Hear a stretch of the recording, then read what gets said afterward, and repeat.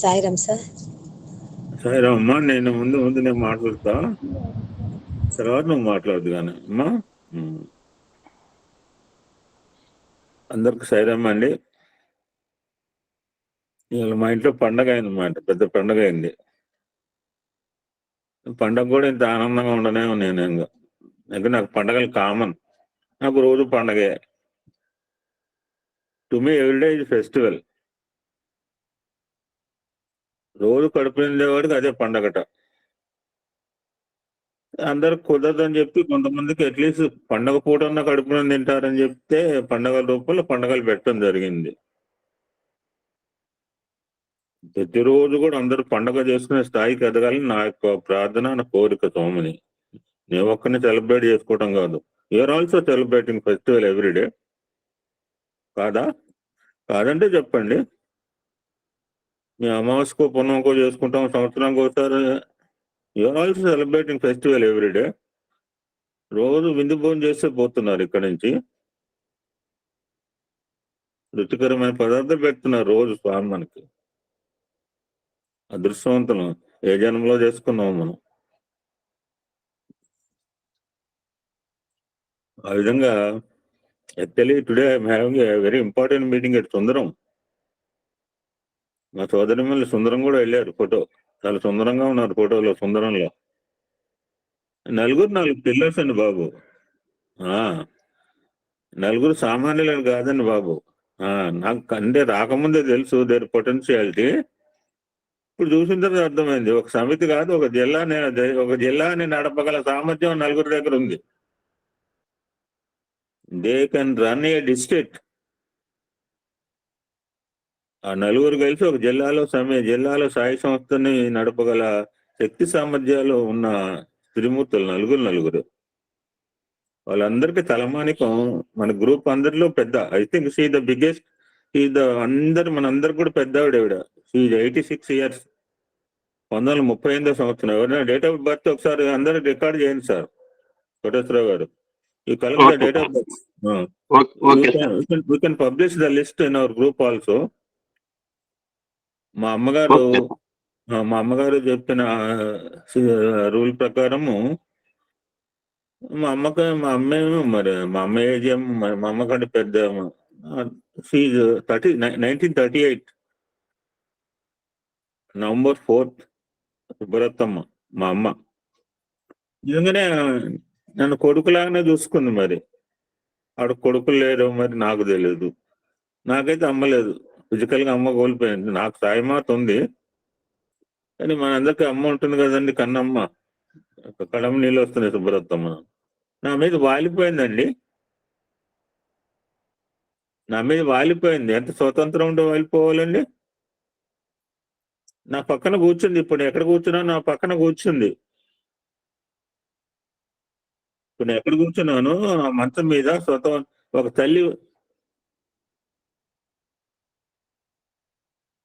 ఒక తల్లి పిల్లవాడి పక్కన కూర్చుని నాయన నేను 5,000 ఇస్తున్నాను నాయన, ఏమన్నా మీ సేవలు. ఎంత నా పేదండి, ఎక్కడ దొరుకుతుంది? ఏ అంగంలో కొనుక్కుంటే దొరుకుతుందండి ఇది? ఏ అంగంలో కొనుక్కుంటే దొరుకుతుందండి ఇది? ఈ ప్రేమ.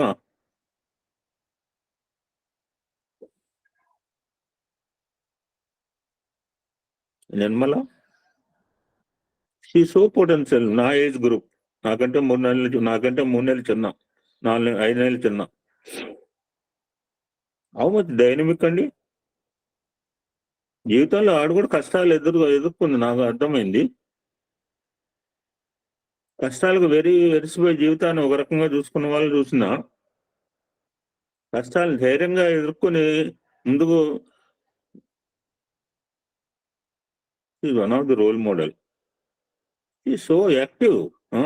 నేను ఎంతసేపు గ్రూప్ లో నాకు అర్థమైపోతుంది ఎవరేటువంటి వాళ్ళు, మొహాలు చూడకపోయినా. ఇక భక్తవత్సలమ్మ ఈ so active, so potential also. Jayanthi మఠం ఇది పర్ఫెక్ట్ శ్రీమూర్తి, ideal women, role model.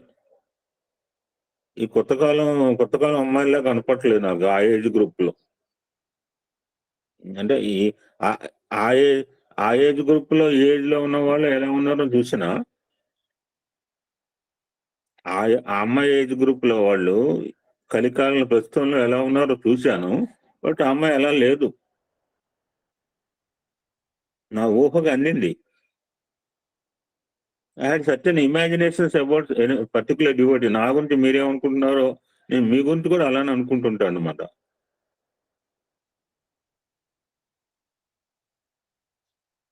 Perfect గా మ్యాచ్ అయింది నా ఇమాజినేషన్ కి. ఆ అమ్మాయి ఒక భజన పాడితే, ఎందుకంటే ఈ సాంగ్ సో మెనీ టైమ్స్, ఇప్పుడు నా కళ్ళ రెండు కళ్ళ ఆనంద బాష్పాలు వస్తున్నాయి. I'm not crying.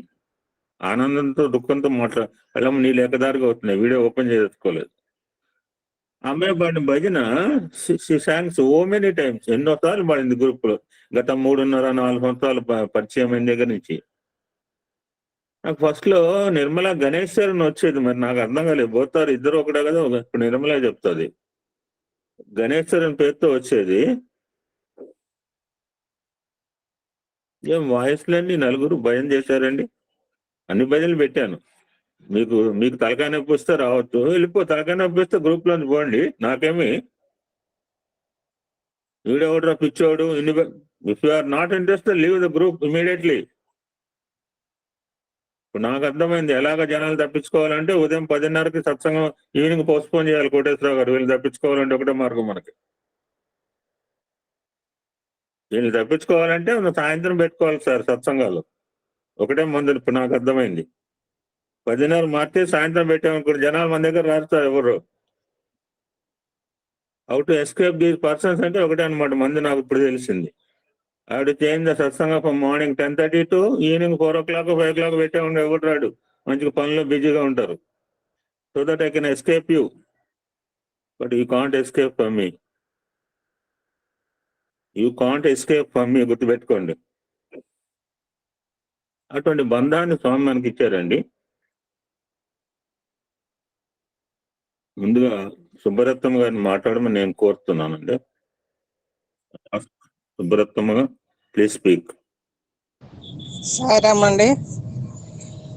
ఈవేళ మాకు 2 days నుంచి ఏమేమి తీసుకెళ్తాం మా స్వామికి అని ఆతృతతో ఎదురు చూస్తూ అన్ని సమకూర్చుకొని బయలుదేరామండి. వస్తూ వస్తూ చూస్తూ ఉంటే మాకు ఆది దంపతులను చూసే త్వరై పాకం వచ్చేస్తా ఉందనేసరికి మాకు ఆతృత జాస్తి అయిపోయిందండి. మేము వెళ్ళి ఎట్లా కనుక్కొని మాకు స్వామి ఎంట్రన్స్ వచ్చి రండి అని ఆహ్వానించి తీసుకెళ్ళాడు. నాకు ఎందుకో కానీ ఆ మెట్లెక్కుతూ ఆయన దగ్గరికి వెళ్ళేసరికి నాకు ఆర్ద్రత అయిపోయిందండి. కళ్ళ నిండి బాష్పాలు, నోట మాట రాకుండా అయిపోయింది. అందరి పరిస్థితి కూడా అదేలేండి. ఆతృతతో ఎదురు చూస్తూ ఉన్నాం మేము. ఎలాంటి ప్రేమని చెప్పలేమండి. పుట్టింటికి ఒక ఆడపడుచు వెళ్ళేటప్పుడు ఎలా ఉంటుందో అలా ఉందండి మాకు అక్కడ. ఆ స్వామిని చూసేసరికి అమ్మగారు కూడా అంత సౌమ్యమూర్తి అండి. వాళ్ళ నిజంగా ఆది దంపతులు అంటేనే బాగుంటుంది. వాళ్ళ మన్ననకి, మచ్చికకి, వాళ్ళ అన్యోన్యత్వానికి సాయిరామ వాళ్ళిద్దరిని అంత ఇదిగా కూర్చాడండి. వాళ్ళ ఆదరణ, ఆప్యాయత మేము మర్చిపోలేమండి. అలాగా మాకు ఇవాళ ఒక పర్వదినంగా ఉంది మాకు. మేము నలుగురం ఎంత సంతోషపడ్డామో ఏమో చెప్పలేము, మాటల్లో చెప్పలేమండి. అది మేము అనుభవించిన వాళ్ళకి మాకే తెలుస్తుంది. ఇది ఎంత చక్కటి అనుబంధమో. అక్కడ ఉన్నంతసేపు ఆది సంఖ్యల దగ్గర వీళ్ళు ఉంటారు చూడండి, ఆ మాదిరి మా నలుగురం అట్లా మాకు ఇదైపోయింది సాయిరామ్. మాకు ఎంత ఆనందమో, ఎంత ఆనందం అనుభవించామో అంత ఇదిగా చూసుకున్నారు సాయిరామ్. అంత ఆదరణ కనుక్కోలేదండి. మాకు అసలు ఏమి ఒళ్ళే తెలియలేదు అక్కడికి పోయేసరికి. అది సాయిరామ మాదిరి చేశాడో, ఆ స్వామి అలాగా చేశాడో మాకు తెలియదు. అంత ఆర్ద్రత అయిపోయింది. ఈరోజు ఒక పర్వదినంగా భావించుకొని మేము అక్కడ గడిపి వచ్చేస్తుంటే కూడా బాధగా ఉంది. అక్కడే ఉండాలనిపిస్తూ ఉంది సాయిరామ్ మాకు. అంత చక్కగా అన్ని ఒకరి మనసులో బాధలు ఒకరికి చెప్పుకొని అంత ఇదిగా గడిపి వచ్చామండి. మళ్ళా ఇంకా నిర్మలమ్మ గారు చెప్తారు. సాయిరాం. అందరికి సాయిరాం అండి. మేము వెళ్ళిన దానికి మాకు చాలా సంతోషం ఉంది. ఎంత సంతోషం అంటే మాకు అసలు మాటలతో చెప్పలేమండి. అడుగు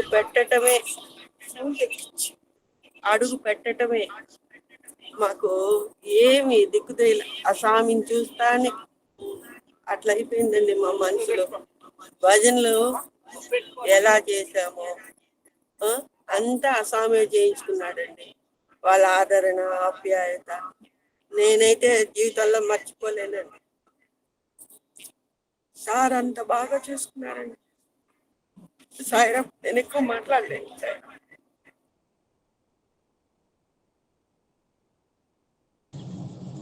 సాయిరాం సార్. అమ్మ, అందరికీ సాయిరాం అమ్మ. ఒక మనిషిని చూసినప్పుడు మామూలుగా మన బాధలు ఉన్నప్పుడు మన కళ్ళల్లో నీళ్ళు వస్తాయి. భగవంతుడి దగ్గరికి వెళ్ళినప్పుడు ఆనందంతో కళ్ళల్లో నీళ్ళు వస్తాయి. ఆ పరిస్థితుల్లో ఈ నలుగురు ఉన్నారు ఈరోజు. ఆ పెద్దవాళ్ళు ఇద్దరూ బయటపడ్డారు, మేము బయటపడలేకుండా పోయినా. అమ్మ కానీ ఆమెకి ఎలా ఉందో మరి పాపం, అక్కడ స్వామి చూస్తానే అలా కళ్ళల్లో నీళ్లు. 2 రోజుల నుంచి పాపం ఆతృతగానే ఉంది, ఇప్పుడెప్పుడు వెళ్ళాలా అని. ఆ బాబా ఈ రోజుకి మాకు అందించారు. చక్కగా స్వామి కీర్తనంతో భజన చేసుకొని స్వామి చిన్న మినీ పుట్టపర్తి లాగానే మాకు దోచిందండి. అంత ఆనందం అనిపించినామంటే చెప్పలేం. అమ్మ చెప్పినట్టు రావడానికి కూడా మాకు మనసు అంగీకరించలేదు, కానీ ఇంకా తప్పదు కదా, వెళ్ళాలి కాబట్టి ఏదో ఫంక్షన్ ఒకటి అటెండ్ అవ్వాలని బలవంతంగా బయలుదేరాల్సి వచ్చింది. ఈ అవకాశం మాకు భగవంతుడే కల్పించాడు. అమ్మ ఆమె ఎంత ఆప్యాయతగా చూసింది. చాలా చాలా చాలా ఆ పుట్టపర్తిలో ఉన్నట్టే ఉండింది సాయిరం. మంచి ఎనర్జీ. ఇప్పుడు మా సార్ చెప్తున్నాడు నలుగురు 4 స్తంభాలని. ఎప్పుడైతే ఆయన చెప్తున్నారు వీళ్ళందరూ కూడా యాక్టివ్గా ఉండాలి. ఇప్పుడు చక్కగా వాళ్ళకి ఇంకా బలం వచ్చేసింది మా నలుగురికి. ఎందుకంటే ఒక బాధ్యత పెట్టాడు మా స్వామి, ఇంకా కూడా ఎన్నో సేవలు చేయాలి అని చెప్పి మేమందరం కూడా ఈ పౌర్తలంతా కూడా మాకు బాధ్యతని గుర్తు చేస్తూ ఆ స్వామికి, అమ్మవారికి, అందరికి కూడా ఒకసారి కృతజ్ఞత చెప్పుకుంటున్నాం. సాయిరాం. ధన్యవాదాలు సార్. జయంతి మాట్లాడుతుందమ్మా. సాయిరాం స్వామి. సాయిరాం సార్. అందరికీ సాయిరాం. धन्य हो ईश्वरांबा, जग को दीजो लाल बाबा. స్వామి మీద ఉన్న అపారమైన నమ్మకమే ఈ ఎమ్మెల్యే సార్ వాళ్ళ ఇంటి దాకా మమ్మల్ని తీసుకొచ్చింది. అసలు స్వామిని చూస్తూ సార్ను చూస్తూ ఉంటే ఏం మాట్లాడాలో మాటలు కూడా రావట్లేదు. నా బిడ్డమ్మ అని ఫస్ట్ టైం అనగానే ఓహో నన్ను బిడ్డలాగా అనుకుంటున్నారు సారు. చూడంగానే అలాగ ఎవరు అంత ఆప్యాయత స్వామి సంస్థలోనే దొరుకుతుంది. స్వామి ఇంత మంచి కుటుంబాన్ని మనకి ఇచ్చారు. ధన్యవాదాలు స్వామి. Thank you sir. సాయిరామ్.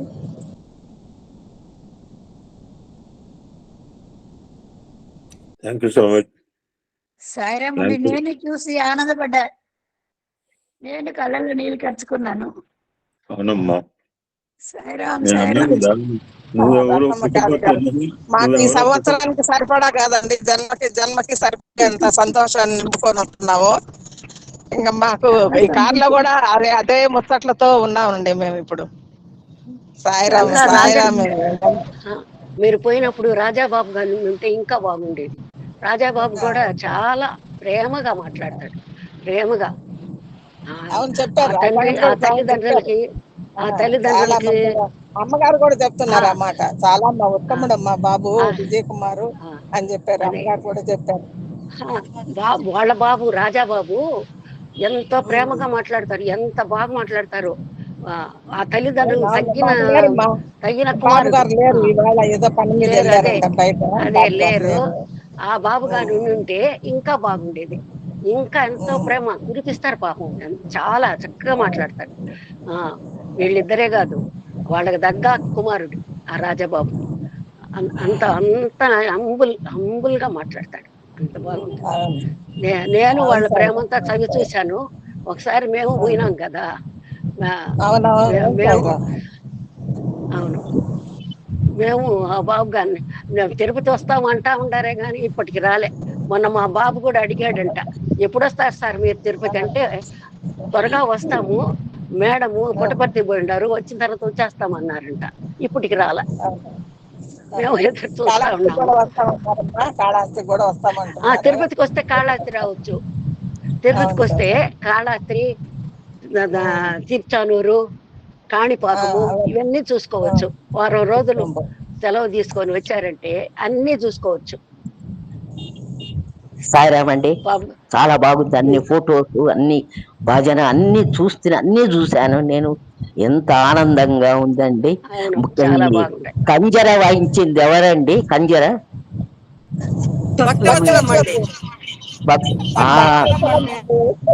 అబ్బాయి ఎంత బాగా వాయించారండి.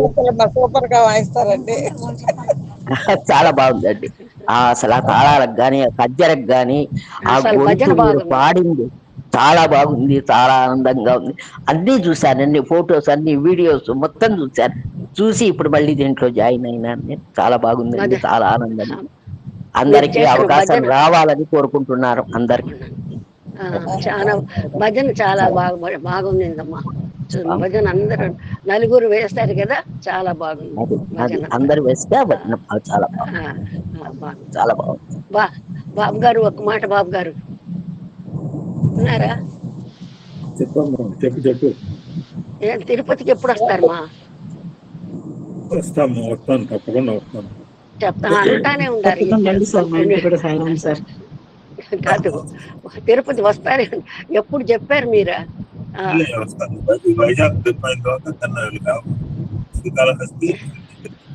కాదు, మొన్న మా బాబు కూడా మీరు మాట్లాడినప్పుడు అడిగాడంట, వస్తాను త్వరలో నువ్వు వస్తావని.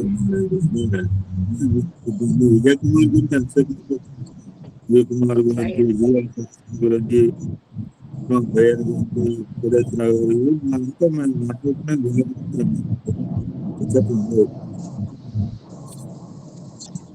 సాయిరామ్ సార్, నేను కూడా వస్తామనుకున్నాం సార్. నిన్న భక్తవత్సవం గారికి ఫోన్ చేశాను, సీట్లు లేవాము కదా అని చెప్పారు సార్. మేము ఈ అదృష్టానికి నడుచుకోలేకపోయినాం సార్. నేను శ్యామ్లాన్ సార్, తిరుపతి.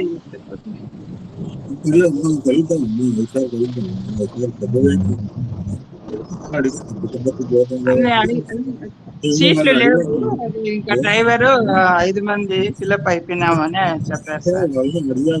వాళ్ళు చెప్పడం వాళ్ళు బాధ్యత. సరే, అక్కడ కాబట్టి ఎక్కడ అవుతాడో మీరు రావడం, నేను మీకు రావడం జరుగుతుంది. తప్పకుండా అయితే అందరిని కలిసే ప్రయత్నం అయితే చేద్దాం తప్పకుండా అమ్మా. Thank you so much. Thank you. Sairam sir. Sir తప్పకుండా అండి సార్. సాయిరామ్ సార్. మేము భారతీయ గుంటూరు గురించి చెప్పాను. నువ్వు అందరికి చప్పట్లు కొడతావు, అందరి వల్ల కాదు. నేను అందరికి చప్పట్లు కొడుతున్నావు. నేను శ్రీదేవికి చప్పట్లు కొడతా, లేకపోతే దంటు అన్నపూర్ణకి చప్పట్లు కొడతా, చారీ గారికి కొడతా, మిగిలిన వాళ్ళు కొట్టా. నువ్వు అందరికి కొడతావు. గొప్పతనం, నీ గొప్పతనం అది. ఉండాలమ్మా నీలాంటి భారతీయ గుంటూరు. Appreciate everybody.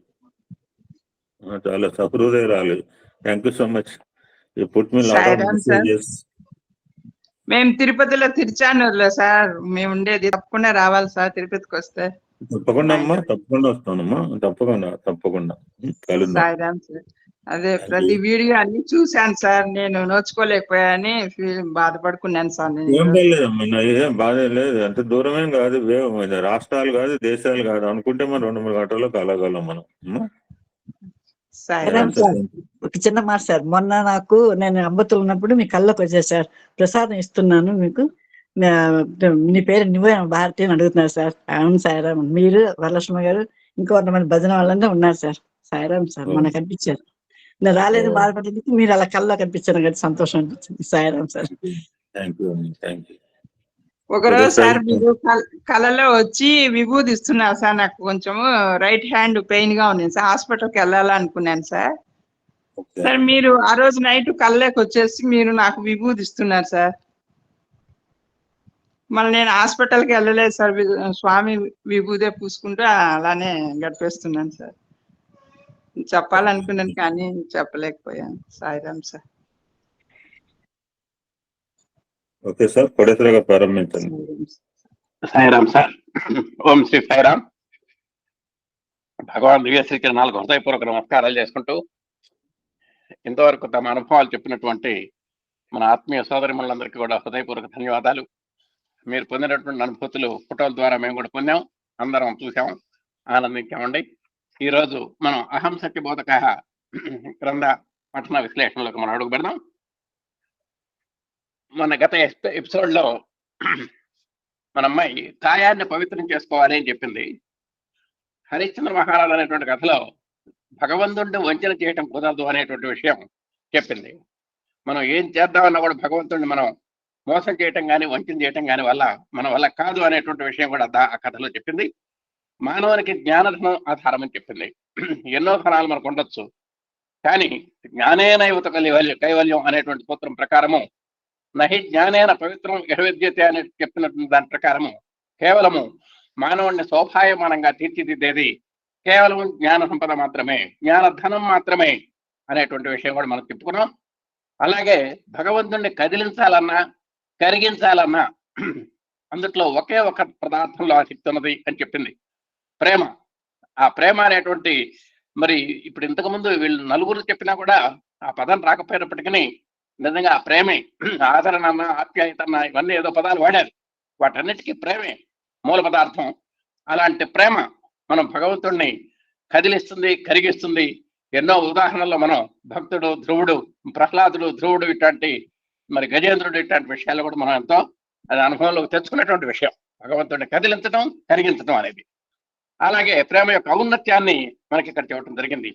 ఏ పని చేసినా సరే భగవత్ ప్రీత్యర్థంగా చేయాలి అనేటువంటి విషయం కూడా మనకు మొన్న వచ్చింది. తర్వాత మరి పదార్థము పరార్థము అనేటువంటి రెండు పదాలు వచ్చినాయి. పదార్థము అంటే లౌకికము, పరార్థము అంటే అలౌకికము. పదార్థము అంటే మన కంటికి కనబడేది, పరార్థము అంటే కంటికి కనబడింది. కంటికి కనబడేది భౌతికము, కంటికి కనబడింది మరి ఆధ్యాత్మికము. కాబట్టి మనకు కనబడేటువంటి పదార్థం నుంచి కనబడినటువంటి పరమాత్మ తత్వం దగ్గరికి మనం వెళ్ళాలి అంటే మనకు ఈ జగత్తులో ఎన్ని విశేషాలు ఉన్నాయో కూడా అది కూడా చెప్పడం జరిగింది. ఆ సైన్స్ యొక్క విశేషాలు కూడా మనం చెప్పుకున్నాం. సైన్స్ యొక్క ఎక్కడైతే ఎండ్ అవుతుందో అక్కడి నుంచి ఆధ్యాత్మికం మొదలవుతుంది అనేటువంటి విషయం కూడా అక్కడ చెప్పడం జరిగింది. ఇవాళ సూర్యుని యొక్క కాంతి, దాని యొక్క ప్రభావము, ఈ విశేషాలు కూడా మొన్న ఎపిసోడ్లో మనం చెప్పుకోవడం జరిగింది. తర్వాత ఇప్పుడు ఇవాళ ఎపిసోడ్లో మనం ఏ విశేషాలు ఉన్నాయో ఒకసారి చూద్దాం.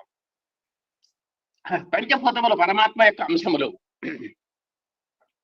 మనం అంతా కూడా పంచభూతాల వల్ల పుట్టాం, పంచభూతాల్లో కలుస్తాం. పృథివీ, అప్, తేజస్సు, వాయువు, ఆకాశము. అంటే నేల, నీరు, అగ్ని, వాయువు, ఆకాశము, ఇవి పంచభూతాలంట. ఈ పాంచభౌతికము, మన శరీరం కూడా దేహము పాంచభౌతికము అంటుంటారు. అంటే ఆ పంచభూతాల నుంచి వచ్చి పంచభూతాల్లో కలిసిపోతుంది అనేటువంటిది మనం ఎన్నో ఉదాహరణల ద్వారా తెలుసుకున్నాం. మన యొక్క శరీరం యొక్క తత్వానికి కూడా మనకు తెలుసు. ఇవన్నీ కూడా ఈ పంచభూతాలు పరమాత్మ యొక్క అంశాలే.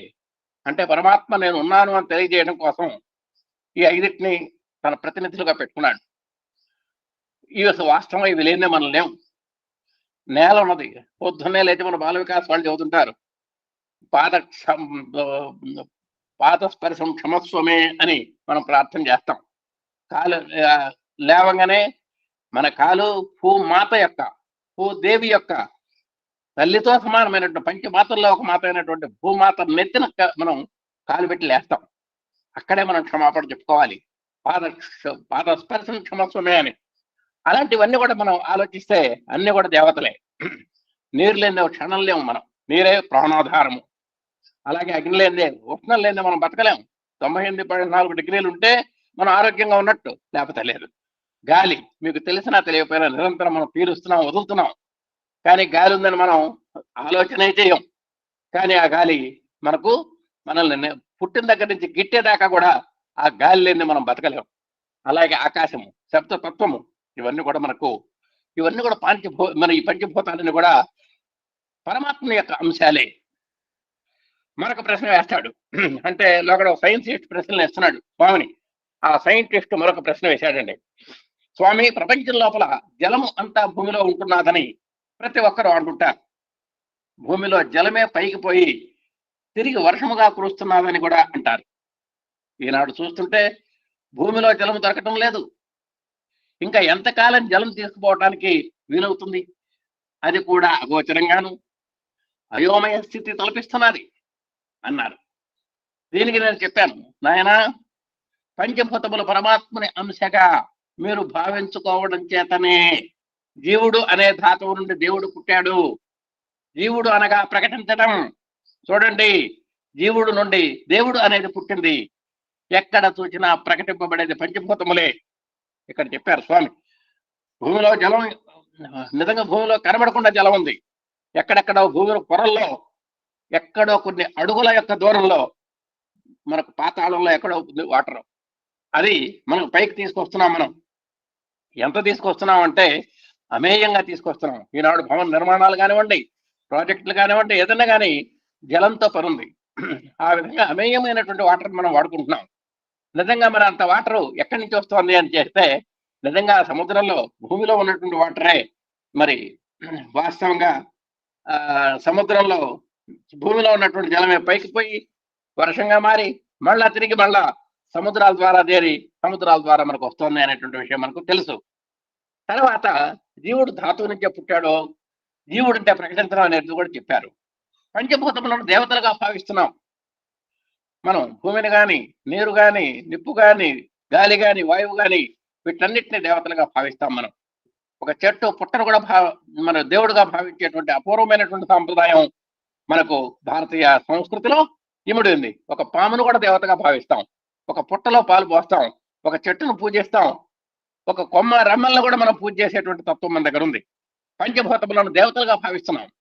జగత్తును ప్రకటింపజేసే భూతములు కనుకనే పంచభూతములు పరమాత్మ అంశములను కూడాను మనం చెప్పుకుంటున్నాము. కాబట్టి ఈ జగత్తు యొక్క ఉనికిని చాటుతూ ఉంటాయి ఈ పంచభూతాలు. దీనికంటే పంచభూతాలు లేదే ఏ జీవి కూడా 84 లక్షల జీవరాశుల్లో ప్రతి జీవికి కూడా మనకు పంచభూతాలతో పనుంది. కాబట్టి నేను ఉన్నాను అని స్వామి ప్రకటించేటువంటి ఒక అపూర్వమైనటువంటి భాగాలవి. ఈ జలము యొక్క తత్వము, ఈ భూమి యొక్క తత్వము స్వామికి తెలియకుండా పోదు. కొన్ని వేల సంవత్సరముల నుండి వర్షము కురిసి వచ్చిన నీరు భూమి లోపలికి ఇంకిపోతున్నది. ఈ దిగే జలము ఎట్లా ఉన్నదంటే అతి నిదానంగా దిగుతున్నది భూమి లోపలికి. భూమిలో దిగేది నిదానము. మనవారు బోరింగులు వేసి బయటకు కొట్టడము క్విక్, త్వరగా కొట్టేస్తున్నారు నీరు. చూసారా, నిదానంగా ఎన్నో సంవత్సరాలుగా దిగుతూ ఉంటే వారు కొన్ని గంటల లోపలే నీరు కొట్టేస్తున్నారు. దానివల్లనే భూమిలో నీరు తక్కువైపోతున్నది. నీరు అతి త్వరగా భూమిలోనికి ఇంకటానికి పూనుకుంటే వీలవుతే ఈ త్వరగా తీసే జలంతో కొంత సరిపుచ్చుకోవడానికి వీలవుతుంది. ఈ రెండు చేతకాని విషయములే చెప్పారు. భూమిలోకి నీరు ఇంకాలి అంటే చాలా స్లోగా వెళ్తుంది. ఆ పొరలు దాటుకుంటూ అడుక్కు వెళ్ళటానికి ఎంతో టైం పడుతుంది భూమి మీద పడ్డ వర్షపు నీరు లోపలికి వెళ్ళాలి అంటే. కానీ మనం ఈనాడు అత్యాధునికమైనటువంటి బోరింగ్ యంత్రాల ద్వారా ఎన్నో జలధారలు బయటికి లాగుతున్నాం. భవనాలు కడుతున్నాం, ఫ్యాక్టరీలకు వాడుకుంటున్నాం, ఇంకా ఎన్నెన్నో నిత్య దైనందిక త్రాగునీరుకే వాడుకుంటున్నాం. అంటే తీయడం చూడకపోతే వేగంగా ఉంది, ఆ నీరు ఇంకేటువంటి విధానం చూస్తే చాలా నెమ్మదిగా ఉంది. అయితే స్వామివారు ఒకటి చెప్పారు ఇక్కడ. ఆ నీరు లోపలికి వెళ్ళేటువంటి విధానము స్పీడ్గాను, బయటికి వెళ్ళేటువంటి విధానము నిదానముగాను చేసేటువంటి రెండు ప్రక్రియలు కూడా మన చేతుల్లో లేవు అనేటువంటి విషయము. ఇవన్నీ ఆలోచనాత్మకలే కానీ ఆచరణ సాధ్యము కాదు అని చెబుతున్నారు.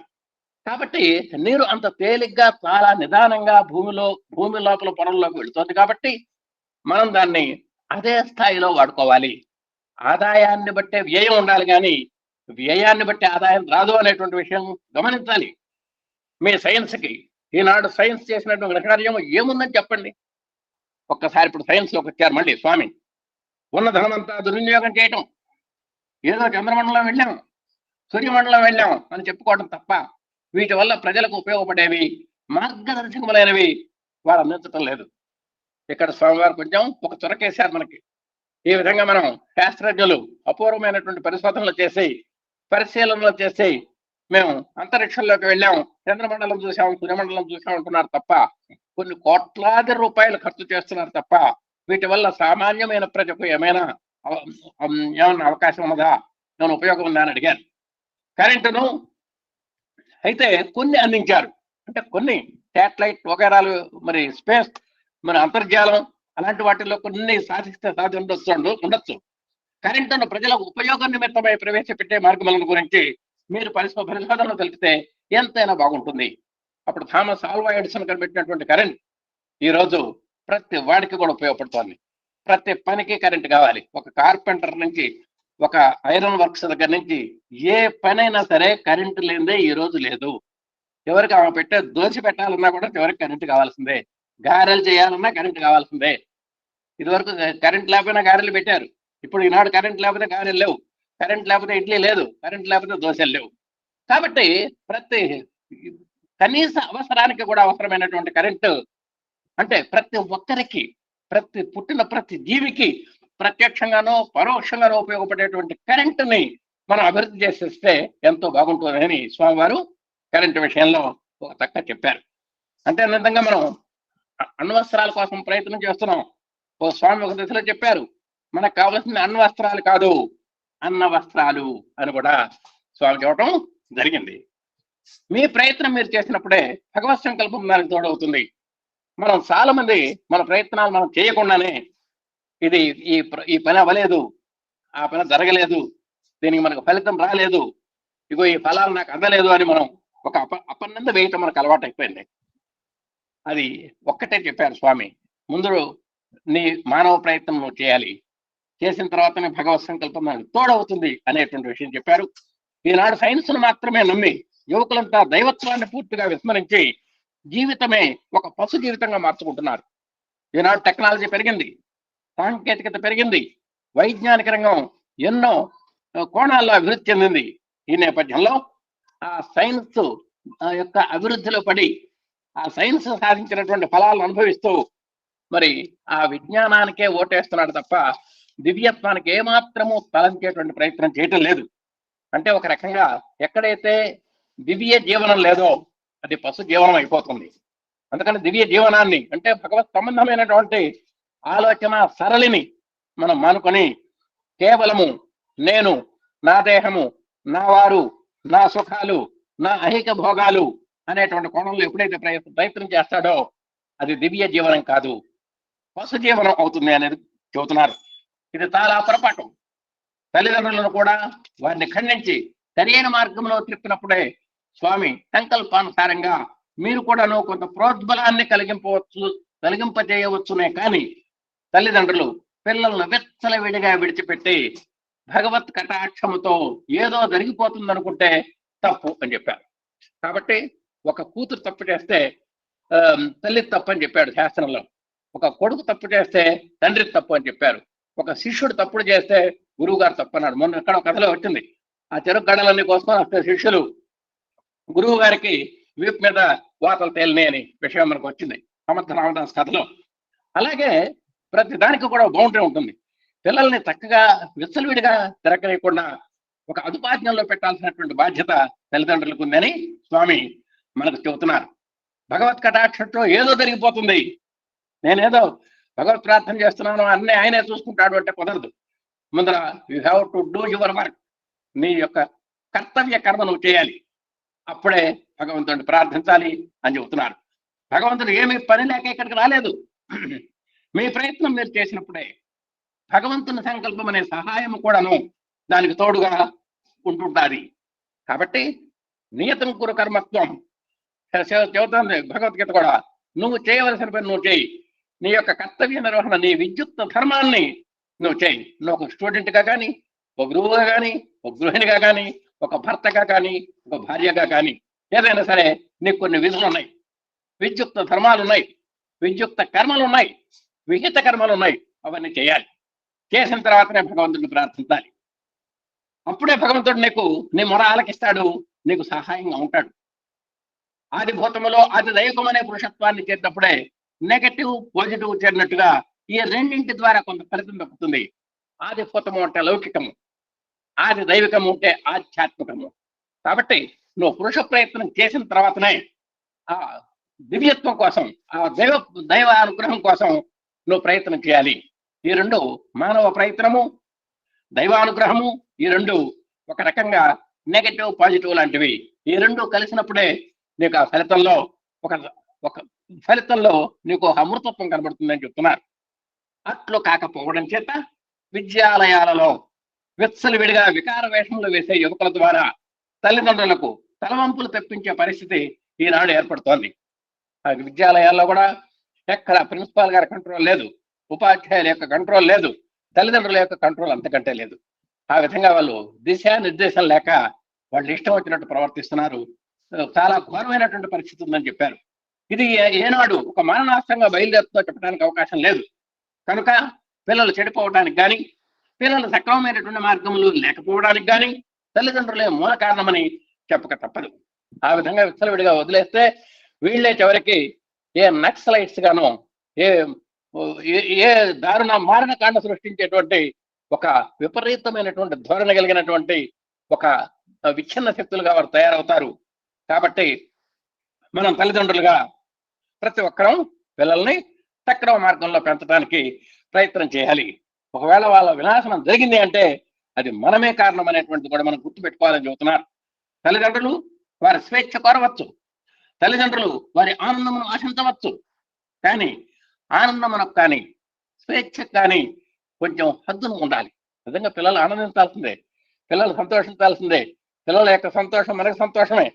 కానీ దాంట్లో ఒక ఆరోగ్యకరమైనటువంటి వాతావరణం మనం అందించగలగాలి. ఆ ఆనందంలో కూడా అమందానందాన్ని పొందాలి అంటే అక్కడ లోకహితం ఉండాలి, మన జగత్ కళ్యాణం కూడా ఉండాలి, మన కుటుంబ సంక్షేమం కూడా ఉండాలి.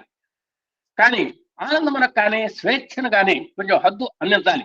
అలాంటి హద్దు లేని జీవితము ఎద్దుగానో లేక చైతన్యము లేని మొద్దుగానో తయారవుతుంది. ఎప్పుడైతే కంట్రోల్ లేదో వాడు అది ఎద్దులాగా ప్రవర్తిస్తాడు, చివరికి మొద్దులాగా తయారవుతాడని చెబుతున్నారు. కనుక ఎద్దుగా మొద్దుగా బయలుదేరక మనము సిద్ధులుగా బయలుదేరాలి. ఇక్కడ చక్కటి పదాలు పడారు. ఎప్పుడైతే మనం చెప్పినట్టు వెండో వాడు ఎద్దు, ఎప్పుడైతే వాడు ముందుకేస్తాడో వాడు మొద్దు. ఈ విధంగా ఎద్దుగాను మొద్దుగాను కాకుండా మనం ఒక సంస్కరణ కలిగినటువంటి సిద్ధులుగా తయారు కావాలి. ఆనాడే మానవ జీవితము కొంత సార్థకాన్ని అందుకోవడానికి అవకాశం ఉంటుంది అని చెప్పారు.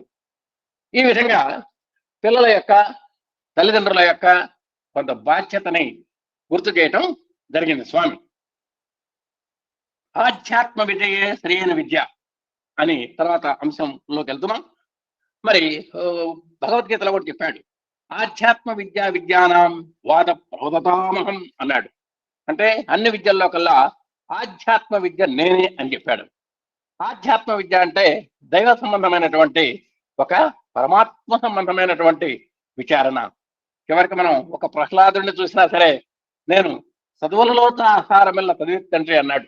అంటే ఏ చదువు చదివితే నువ్వు చదవాల్సింది ఉండదో అది నిజమైన చదువు.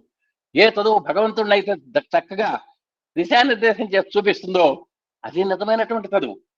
ఇంకా మన స్వామి వారు చెప్పారు పద్యంలో, సాగులేని చదువవలయో అని చెప్పారు. అంటే ఏ చదువు చదవడం వల్ల నీకు పరమాత్మ కనబడతాడో, పరమాత్మ సాక్షాత్కారం నీకు సిద్ధిస్తుందో అదే నిజమైన చదువు. అలాంటి విద్యని ఆధ్యాత్మ విద్య అంటారు. అలాంటి ఆధ్యాత్మ విద్యే సరి అయిన విద్య. ఈనాటి విద్యలన్నీ పట్టపూర్తి విద్యలకు తప్పదు. నిజంగా ఆధ్యాత్మిక విద్య సరి అయిన విద్య. ఈనాడు మనం ఎంఏలు చదువుతున్నాం, ఎంఎస్సి చదువుతున్నాం, ఎంకామ్లు చదువుతున్నాం, ఎన్నో చదువుతున్నాం, బీటెక్లు చదువుతున్నాం, ఎంటెక్లు చదువుతున్నాం, ఇవన్నీ కూడా చదువుతున్నాం.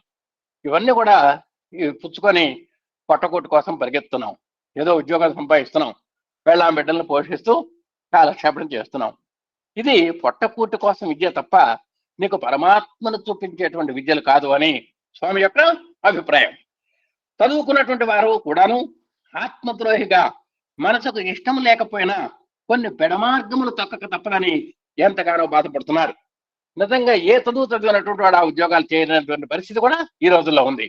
ఒక యాక్టర్గా కావాలని పోయేవాడు డాక్టర్ అవుతున్నాడు, డాక్టర్ కావాలని పోయినవాడు యాక్టర్ అవుతున్నాడు, ఒక టీచర్ కావాల్సినటువంటి వాడు బ్యాంకులోకి వెళ్తున్నాడు, ఒక బ్యాంకు ఉద్యోగం చేద్దాం అనుకున్నటువంటి వాడు టీచర్గా వస్తున్నాడు.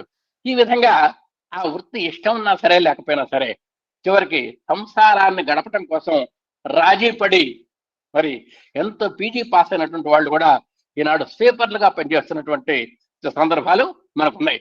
దేనికంటే పెళ్ళాం బిడ్డలను బతికించుకోవాలి. నిజంగా వాడు చదివిన చదువుకి ఓడవటానికి ఏమైనా సంబంధం ఉందా? లేదు. అంటే మన చదువులు కేవలం పొట్టకూటి కోసం ఉపయోగపడుతున్నాయి తప్ప పరమాత్మని సాక్షాత్కరింపజేసుకోవడానికి ఏమాత్రము ఉపయోగపడలేదు అనేటువంటిది స్వామి యొక్క నివేదన. అలాగే ఆత్మద్రోహిగా మనం తయారు చేసుకుంటాం. అది నాకు తెలుసు. తప్పులు చేయడానికి ఇష్టం లేని సద్గుణవంతులు కూడాను ఎంతగానో బాధపడుతున్నారు. కొన్ని పోస్టుల్లో చేరినటువంటి వాళ్ళు, ఎంతో నీతి నిజాయితీగా పెరిగినటువంటి వాళ్ళు కూడా తాము కూర్చున్నటువంటి సీటు ప్రకారము కొంత అవినీతి సంతరింపజేసుకోవాల్సిన పరిస్థితి, మనసు తంపుకొని ఉద్యోగాలు చేయాల్సినటువంటి పరిస్థితులు ఏర్పడుతున్నాయి. విద్యకు వివేకమునకు లేదా విజ్ఞాన ప్రజ్ఞాన సుజ్ఞానములకు ఏమాత్రము సంబంధం లేదు. పోనీ మనం చదువుకున్నటువంటి చదువు ఏమైనా వివేకాన్ని ఇస్తుందా? లేదు. పోనీ విజ్ఞానాన్ని ఇస్తుందా? లేదు. పోనీ ప్రజ్ఞానం నేను అంతకంటే కాస్త ఇంకొకరి ప్రమోషన్ ఏమైనా ఉందా? లేదు. సుజ్ఞానం ఇంకా పరమాత్మను చూపించగలుగుతుందా? లేదు. ఇవి విద్యతో లభించేవి కాదు. ఇవి మీ బీటెక్లు ఎంటెక్లు వల్ల లభించేటువంటిది కాదది. అనుగ్రహంతో లభించేవే. కేవలం ఆ ఆధ్యాత్మ విద్య ఒక గురువు ద్వారా రావాలి. ఆ గురువు యొక్క అనుగ్రహం ద్వారా మనకు అది అనుగ్రహింపబడాల్సిందే. కనుక అనుగ్రహం అనే విద్యకు మీరు పాత్రులు కావడానికి భగవద్ విశ్వాసము హృదయమందు నింపుకోవాలి. లేకపోతే మన విద్యలంతా ఏమి ప్రయోజనము? కాబట్టి అలాంటి భగవద్ అనుగ్రహానికి మనం ఒక అర్హత సంపాదించాలి అంటే మన దగ్గర ఒక పదార్థం ఉండాలి, భగవద్ విశ్వాసం ఉండాలి. భగవంతుడి పరిపూర్ణమైనటువంటి విశ్వాసం మనకు కలిగి ఉండాలి. ఆ హృదయమంతా నింపుకోవాలి. అంటే పరమాత్మ మీద 100% విశ్వాసాన్ని నింపుకొని మనం వెళ్ళినప్పుడు నువ్వు చదివే చదువు నీకు ప్రయోజనం కలిగిస్తుంది. ఒక్కొక్కరు తలా 2-3 డిగ్రీలు తీసుకుంటారు, భిక్షాపాత్రలు. మన డిగ్రీలన్నీ కూడా భిక్షాపాత్రలు అంటున్నారు స్వామి. ఎంఏ ఒక భిక్షాపాత్ర, బిఏ ఒక భిక్షాపాత్ర, బిఎస్సి ఒక భిక్షాపాత్ర. ఈ భిక్షాపాత్రలు తీసుకొని ఆఫీసుకు పోయి ఉద్యోగం అని ముష్టెత్తుతారు. ఏమి ఉద్యోగం? యోగము లేక ఎట్లా వస్తుంది? యోగము లేక ఉద్యోగం ఎక్కడి నుండి వస్తుంది? ఇలాంటివి నిజమైన విద్యలు కాదు అని చెబుతున్నారు. కాబట్టి ఈనాడు కేవలం మనం డిగ్రీలు తీసుకొని కేవలం ఉపాధి కోసము, కేవలం సంసారాన్ని నెట్టుకురావటం కోసము, పెళ్ళాం బిడ్డల్ని పోషించడం కోసము, ఉదర పోషణ నిమిత్తము మనం ఉద్యోగాల కోసం మనం ముష్టెత్తుతున్నాం రకరకాల చోటుకెళ్ళి. ఇది నిజంగా సరైనటువంటి విధానం కాదు. ఈనాడు తల్లిదండ్రులు మా పిల్లవాడు చక్కగా కాలేజీకి పోతున్నాడే, చదువుతున్నాడే అని ఆనందంతో వస్తున్నాం. కానీ రేపటి నుండి కండ్ల నిండుకు నీరు కార్చవలసిన పరిస్థితి ఏర్పడుతుంది. అతి జాగ్రత్తగా మొట్టమొదటనే దానిని అరికొట్టుకోవడానికి పూనుకోవాలి. ఈనాడు మంచి టై కడుతున్నాడు, బూట్లు వేస్తున్నాడు, మంచి హీరోలాగా తయారై బడికి వెళ్తున్నాడు. మనం ఎంతో ఆనందిస్తున్నాం ఆ ఆకారాన్ని భీకరంగా చూసుకొని. కానీ అక్కడ ఏం జరుగుతుంది?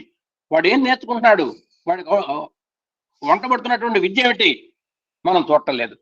కాబట్టి వాళ్ళు ఆనందించినా సరే రేపు వాడు భవిష్యత్తులో దేనికి పనికి రాకుండా పోయినప్పుడు ఏ కళ్ళ వెంట మనకు ఆనందం వచ్చిందో లోగడ అదే కళ్ళ వెంబడ నీరు కూడా వచ్చేటువంటి అవకాశం ఉంది అని చెప్తున్నారు.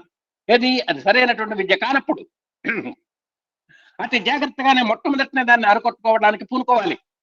ఆధ్యాత్మిక మార్గంలో ఇది ఒక సాధనగా ఉంటుండాలి. కాబట్టి మనం ఎన్ని చదువులు చెప్పినా సరే అక్కడ ఎంతసేపటికి ఆ పువ్వులో వాసన ఉన్నట్టుగా, నేతి మంచి కాకబెట్టేటప్పుడు వాసన ఉన్నట్టుగా, ప్రతి పువ్వుకు వాసన విరజిమ్ముతున్నట్టుగా అక్కడ ఏ విద్యకైనా సరే ఒక పరిమళం విరజిమ్మాలి. ఆ పరిమళమే ఆధ్యాత్మికత. ఆధ్యాత్మిక మార్గంలో ఇది ఒక సాధనగా ఉంటుండాలి. కాబట్టి నువ్వు ఏ చదువు చదివినా, ఏ వృత్తి చేస్తున్నా, ఏ ఉపాధిలో నువ్వు ఉన్నా, నువ్వు ఈ పరిమళం అనేటువంటి ఒక బంగారానికి తావి అబ్బినట్టుగా నీ యొక్క వృత్తికి కానీ నీ యొక్క ఉపాధికి కానీ ఈ ఆధ్యాత్మికత అనేటువంటి ఒక పరిమళం ఉండాలి. ఆ ఉద్దేశంతోనే నేను కాలేజీలు స్థాపించాను. స్వామివారు అంటున్నారు, ఏ ఏ ఆధ్యాత్మికత అనేటువంటి సుగంధం లేదో, ఏది మామూలుగా ప్రాపంచికమైనటువంటి విశ్వవిద్యాలయాల్లో కానీ, కళాశాలల్లో కానీ, డిగ్రీల్లో ఆ దాన్ని నేను సమర్థింపజేయడానికి ప్రత్యేకమైనటువంటి కాలేజీలు పెట్టాను.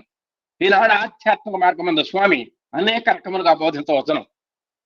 స్వామి సంకల్పించుకొని ఎట్టి వారి హృదయాలు కూడాను గట్టివిగా ఉన్నవి మెత్తగా మార్చవచ్చని మీరు అనుకోవచ్చును. మార్చడం గొప్పతనం కాదు, నేర్పటం గొప్పతనం కాదు, చెప్పి చేయించడమే కాక చేసి చూపించడం చాలా అవసరము. కాబట్టి ఏ విద్యాలయంలో అయినా సరే ముందర బోధన కాదు కావాల్సింది, ఆచరణ కావాలి. ఆచరించి చెప్పాలి, అప్పుడే వాళ్ళని ఆచార్యులు అంటారు అని చెప్పారు. ఆచరణ చేసి ఎవరైతే చెప్తారో వారు ఆచార్యులు. అలాంటి ఆచార్యులు మా పాఠశాలలో ఉన్నారు, మా కళాశాలలో ఉన్నారు అని స్వామి చక్కగా చెప్తున్నారు. చెప్పి చేయించడమే కాక చేసి చూపించడం చాలా అవసరము. ఉపదేశం కాదు కావాల్సింది, ఆచరణ కావాలి. తనను శాస్త్రం ఒల్లించేదానికంటే ఒక ఔన్స్ పని చేయడం అనేటువంటిది మనం పిల్లలకు చూపించాలి. అందు నిమిత్తమై కాలేజీలు స్థాపించి తద్వారా ఆ పిల్లలను సక్రమమైన మార్గంలో తర్ఫీదు చేసి వారిని తిరిగి కొన్ని కాలేజీలకంతా పంపి వారి ద్వారా తిరిగి వాటిని అభివృద్ధి పరచడానికి పూనుకోవాలి. ఇది భగవత్ సంకల్పం. మా పిల్లలు కేవలం మా పాఠశాలలో కళాశాలలో చదువుకోవటమే కాదు, వీళ్ళు మరికొన్ని పాఠశాలలకు వెళ్ళి ఆ ఆధ్యాత్మికత అంటే ఏమిటో చెప్పి వాళ్ళకి ఎంత మరి చైతన్యవంతులుగా చేసేటువంటి ఒక ప్రక్రియ కూడా మా పిల్లల్లో కనబడుతోంది. ఇది భగవత్ సంకల్పం అని చెప్పారు. భక్తులు పవిత్రమైనటువంటి హృదయంతో తమ జీవితాన్ని గడిపినప్పుడే స్వామికి తృప్తి. ఇక భక్తుల దగ్గరకు వచ్చారు. ఇప్పటిదాకా మనం తల్లిదండ్రుల గురించి మాట్లాడుకున్నాం, పిల్లల గురించి కూడా మాట్లాడుకున్నాం. పిల్లల విషయంలో కూడా స్వామి ఒక చక్కగా చెప్పారు. ప్రతి విద్యార్థికి 3 లక్షణాలు ఉండాలని చెప్పారు. ఒకటి నెంబర్ 1 సర్వలోక హితేరత, అంటే లోక శ్రేయస్సును కోరేవాడై ఉండాలి పిల్లవాడు. నెంబర్ 2 సర్వ జ్ఞానోపసంపన్న, అంటే మరి అన్నింటి యందు పరిపూర్ణమైనటువంటి జ్ఞానాన్ని కలిగి ఉండాలి.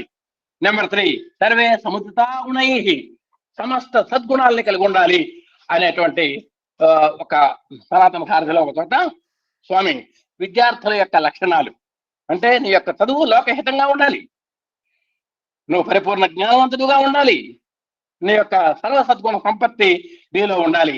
ఈ 3 ఎవరి దగ్గర అయితే ఉంటాయో he is a role model, he is a real student అని స్వామి చెప్పడం జరిగింది.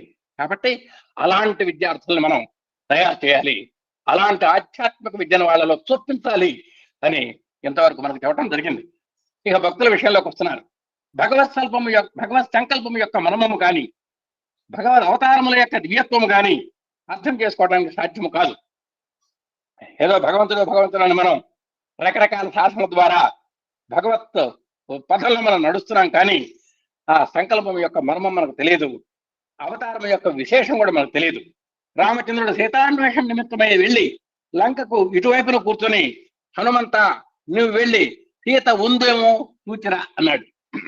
ఇది మనందరికి తెలుసు. యువతలు కూర్చున్నాడు, ఏమయ్యా సీత లక్ష్మణుడు మన సీత ఎక్కడుందో చూచిరమ్మన్నాడు. రాముడు పోలేడా? రాముడు సంకల్పిస్తే ఆకాశం అట్నుండి ఇక్కడ ఉట్టి పడదా? లేక లంకలో ఉన్న రాక్షసులు గాని రావణుడు గాని తక్షణమే మరణించేటట్టు చేయలేదా? దీనికి ఇంత యుద్ధము కావాలనా ఏమిటి? కాదు. నిజంగా రాముల వారు తలుచుకుంటే ఆ సీతమ్మనే తన దగ్గరికి తెప్పించుకోగలడు, ఇవన్నీ చేయగలడు. ఏదైనా అసాధ్యాన్ని సుసాధ్యం చేయగలిగినటువంటి రాముల వారు సీతమ్మ దాడ ఎంతసేపు కనుక్కోవాలి, సీతమ్మని ఎంతసేపు తీసుకురావాలి, ఆ రావణుని ఎంతసేపు చంపాలి, ఇదంతా పెద్ద లెక్కలోనే కాదు. కానీ ఏమిటి విశేషం? మానవత్వంలో ఉన్న జీవత్వాన్ని దైవత్వంగా నిరూపణ చేసే ప్రయత్నమును వీరికి సాధన ద్వారా అందించాలి. అది అక్కడ పరమార్థం. మనందరిలో మానవత్వం ఉంది. ఆ మానవత్వంలో ఉన్నటువంటి జీవత్వాన్ని అంటే ఆ జీవత్వాన్ని మనం దైవత్వంగా మార్చుకొని దాని ద్వారా మనం ఆ ప్రయత్నాన్ని సాధన ద్వారా చేయగలిగేటువంటి ఆ నేర్పరితనము భక్తుల్లో ప్రేరణ చేయటమే భగవంతుని యొక్క కర్తవ్యము. మళ్ళీ ఒకసారి పాయింట్ చదువుకుందాం. మానవత్వంలో ఉన్నటువంటి జీవత్వాన్ని దైవత్వంగా నిరూపణ చేసే ప్రయత్నమును వీరికి సాధన ద్వారా అందించాలి అనేటువంటిదే అక్కడ రాముల వారి యొక్క ప్రధానమైనటువంటి ఆశయము. ఒక అవతారమూర్తిగా ఆయన ఆశించింది అదనమాట. అప్పుడే అందులో ఉన్నటువంటి జీవత్వము దైవత్వము రెండు ఒక్కటే అన్నది వారు తెలుసుకోగలరు. కాబట్టి నిజంగా మరి హనుమంతుడు నువ్వు లంకకి వెళ్ళాలి అంటే నేను వెళ్ళలేదు అన్నాడే. తనలో ఉన్నటువంటి దివ్యశక్తి ఆయనకి తెలియదు. మానవత్వంలో ఉన్నటువంటి దివ్యత్వం ఆ హనుమంతుడిలో మనకు కనబడుతుంది. ఆయన కాస్త పొగిడేసరికి ఆయనలో ఉన్నటువంటి నిబిడీకృతమైనటువంటి దివ్యత్వం కూడా బయటకు వచ్చింది. కాబట్టి ఆ మానవత్వంలో ఉన్నటువంటి దివ్యత్వం పరిమళించి అతను లంకకు వెళ్ళటం, సీత యొక్క వార్త తెలియడం జరిగింది.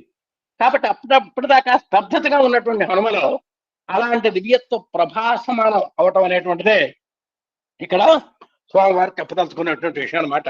అలాగా ప్రతి భక్తుల్లో కూడా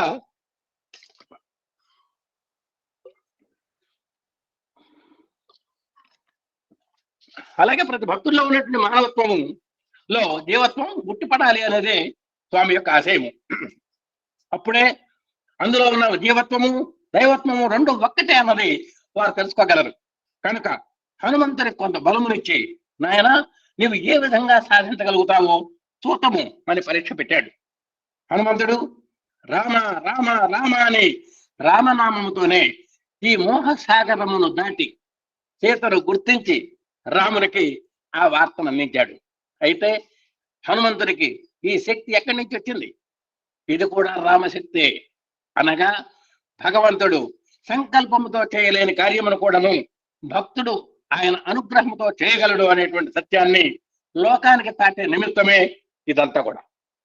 కాబట్టి ఆ హనుమంతుడికి ఎప్పుడైతే వెళ్ళమన్నాడో హనుమంతుడికి ఆ దైవ శక్తిని కూడా ఇచ్చింది కూడా ఆయనే. కాబట్టి ఎప్పుడైతే మనం భగవంతుడిని నమ్ముకున్నామో ఆయన యొక్క శక్తి కూడా మనకు కలుగుతుంది అనేటువంటిది ఇక్కడ మనకు స్పష్టంగా తెలుస్తోంది. చూడండి, లేకపోతే కోతి ఏమిటి? చంచలత్వానికి పెట్టిన పేరు. అలాంటి చిన్న తల కలిగిన కోతి ఇంత యోచనగా తాను సాధించుకొని సీతాన్వేషణ యొక్క వార్త రామునికి అందించడానికి వీలవుతుందా చెప్పండి? నిజంగా ఆయన ఎన్నుకున్న దాని కోతిని, దానికి అసలుకే చంచలత్వం.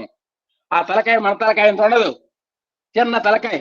ఆ తలకాయలో ఇంత బ్రహ్మాండమైనటువంటి ఆ సీత జాడను తెలుసుకున్నటువంటి మహత్తర శక్తిని ఎక్కడ సంతరించుకుంటుంది చెప్పండి?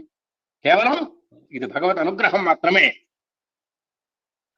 కాదు భగవంతుడు భక్తులు తనకంటే గొప్పవారు కావాలనే ఆశను అనుభవించడానికి భగవంతుడు అతి ప్రీతిగా ఉంటుంటాడు.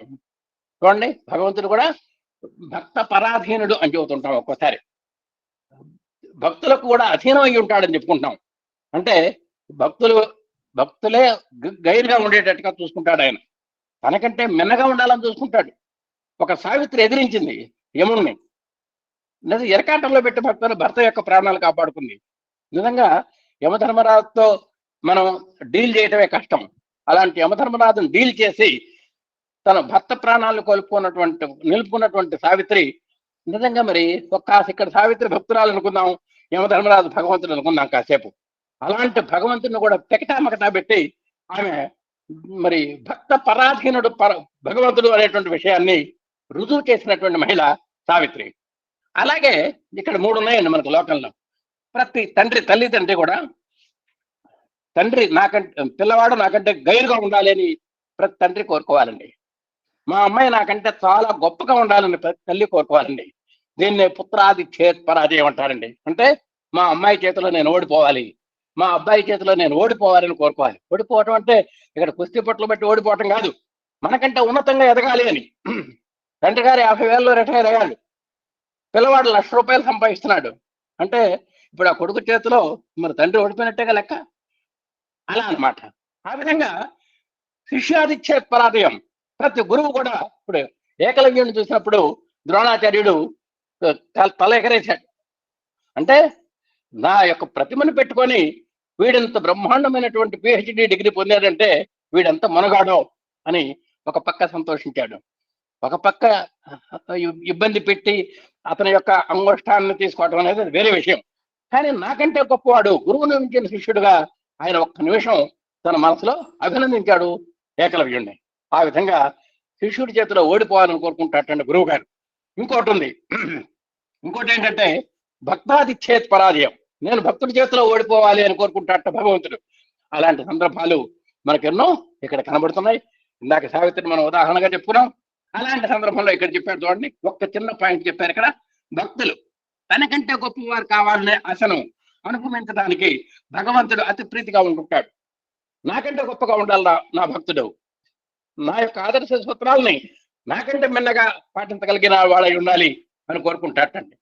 భగవంతుని ప్రేమ ఎట్లా ఉంటుందంటే, నన్ను దూషించిన నాకు ఏమాత్రము ఇది లేదు, కానీ భక్తులైన వారిని ఎవరైనా అంటుంటే చాలా బాధపడతాను. చూసారా భగవంతుడి యొక్క ఇంగితం? నన్నన్నా నేను పర్వాలేదు, సర్వదేవ తిరస్కారం సర్వదేవ పురస్కారం మనకునే సూత్రాలు కేశవం వచ్చిందన్నాం. కానీ నా భక్తుల్ని ఎవరైనా కించపరిచారో నేను పొరపాటును కూడా ఊరుకోను అని సాక్షాత్ భగవంతుడు భక్తులకు అభయహస్తాన్ని ఇచ్చి, నిన్ను ఏ విధంగా కంటికి రెప్పలాగా చూసుకుంటానో, నీ ఒంటి మీద ఏమాత్రము ఏగవాలకుండా ఎలా చూసుకుంటానో నేను అని ఆ స్వామి మనందరికీ కూడా ఆ రెండు అభయహస్తాలు, ఆ రెండు చేతులు ఎత్తి మనకు అభయం ఇచ్చేటువంటి సందర్భంలో ఎంత మహత్తరమైనటువంటి అర్థం స్వామివారి యొక్క హృదయంలో దాగి ఉన్నది అనేటువంటి విషయం మనందరం ఇక్కడ మనం స్మరించుకోవాలి.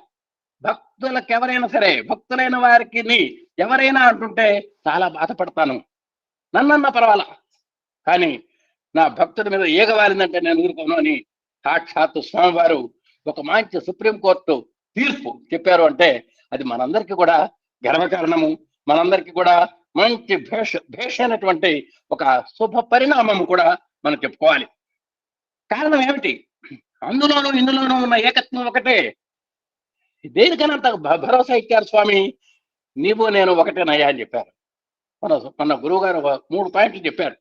నువ్వు ప్రభు అయితే, నువ్వు రాజు అయితే నేను దాసుణ్ణి, నువ్వు బింబం అయితే నేను ప్రతిబింబం, ఆత్మపరంగా నువ్వు నేనైతే నేను నువ్వు అని చెప్పారు. మొన్న ఈ మధ్య ఒక చిన్న 3 సూత్రాలు, చాలా కాంక్రీట్ సూత్రాలు. అలాంటి వాటిల్లో కూడా దేనికని భరోసా ఇస్తున్నారు? నా భక్తుడి మీద ఏగవాలితే నేను దేని కూరుకొని అంటున్నారు? నా భక్తుడు నేను ఒకటే గనక. ఆయన మీద పడితే నా మీద పడ్డట్టే, ఆయన్ని తిడితే నన్ను తిట్టినట్టే, ఆయన పొగిడితే నన్ను పొగిడినట్టే అనేటువంటి ఆ ఏకత్వ భావన ఉండబట్టే ఆ భగవంతుడికి భగవంతుడికి ఉన్నటువంటి అవినాభావ సంబంధాన్ని ఇక్కడ స్వామి మనకు ప్రస్ఫుటంగా చెబుతున్నారు. ఇది అర్థం, అది అర్థం, రెండూ చేరితే ఒకటి. భక్తులనే వారు ఆహార విహారముల ప్రభావముల చేత, ఇంద్రియములతో ఉండటం చేత కొంతకు బాధకు గురికాక తప్పదు. నాకు మీకు ఒకటేనయ్యా తేడా, మీకు ఇంద్రియాలు పనిచేస్తూ ఉంటాయి. ఆ ఇంద్రియాలు బలమైన ఇంద్రియ గ్రామ, అవి ఊరే కూర్చోవు, నిన్ను అటు ఇటు తిప్పుతుంటాయి, గింగిరాలు తిప్పుతూ ఉంటాయి, పెడదవు పట్టిస్తూ ఉంటాయి. వాటి చేత నువ్వు బాధపడుతున్నావు. నాకు అలాంటి ఇబ్బంది లేదు. నేను జితేంద్రియుణ్ణి, సర్వసంగ పరిత్యాగిని, సర్వాంతర్యామిని, సర్వజ్ఞుడను, సర్వశక్తిమంతుడును నేను. నాకు అలాంటి ఇబ్బందులు లేవు. కానీ భగవంతుని ఒక ఆకారం మాత్రమే ఉంది, కానీ ఇంద్రియ సంబంధము ఏమాత్రము ఉండదు. భక్తులకే ఇంద్రియ సంబంధం, భగవంతునికి ఇంద్రియ సంబంధం లేదు. అందుకని మన వాడు కొట్టుమిట్టాడుతుంటాడు, కుడితిలో పడ్డ ఎలుకలా కొట్టుకుంటుంటాడు. ఆయనకి ఏమి లేదు, హాయిగా సాక్షిభూతుడిగా ఆ ఆకాశంలో, చిదాకాశంలో, హృదాకాశంలో చక్కగా చూస్తూ చిన్న ఉత్యం చేస్తూ ఉంటాడు ఆయన. కనుక దీన్ని ఎవరు కృంగింపచేయలేరు. కాబట్టి ఇంద్రియ సంబంధం ఏమాత్రం లేదు స్వామికి, కనుక దీన్ని ఎవరు కృంగింపచేయలేరు. అంటే ఏమాత్రము దీన్ని కొంగదీసే అవకాశం లేదు, పొంగింపచేయలేరు. అంటే దీన్ని తెగడతా అంటాం. అంటే మనం దుఃఖాలు వచ్చినప్పుడు పొంగిపోతుంటాం, సుఖాలు వచ్చినప్పుడు పొంగిపోతుంటాం.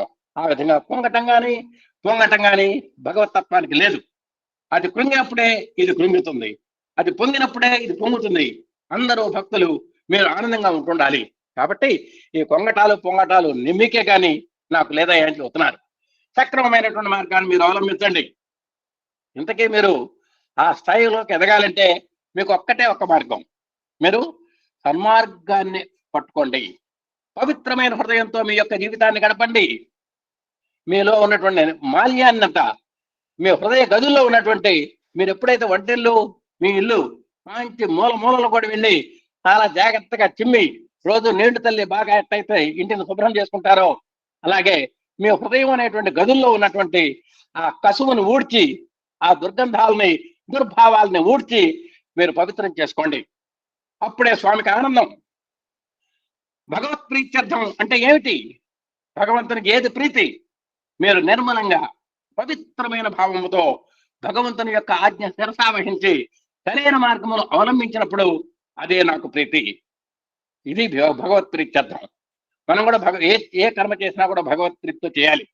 సర్వం శ్రీకృష్ణార్పణమస్తు, సర్వం శ్రీ సత్య సాయిబాబార్పణమస్తు అంటూ ఉంటాం మనం ఏ పని చేసినా కూడా.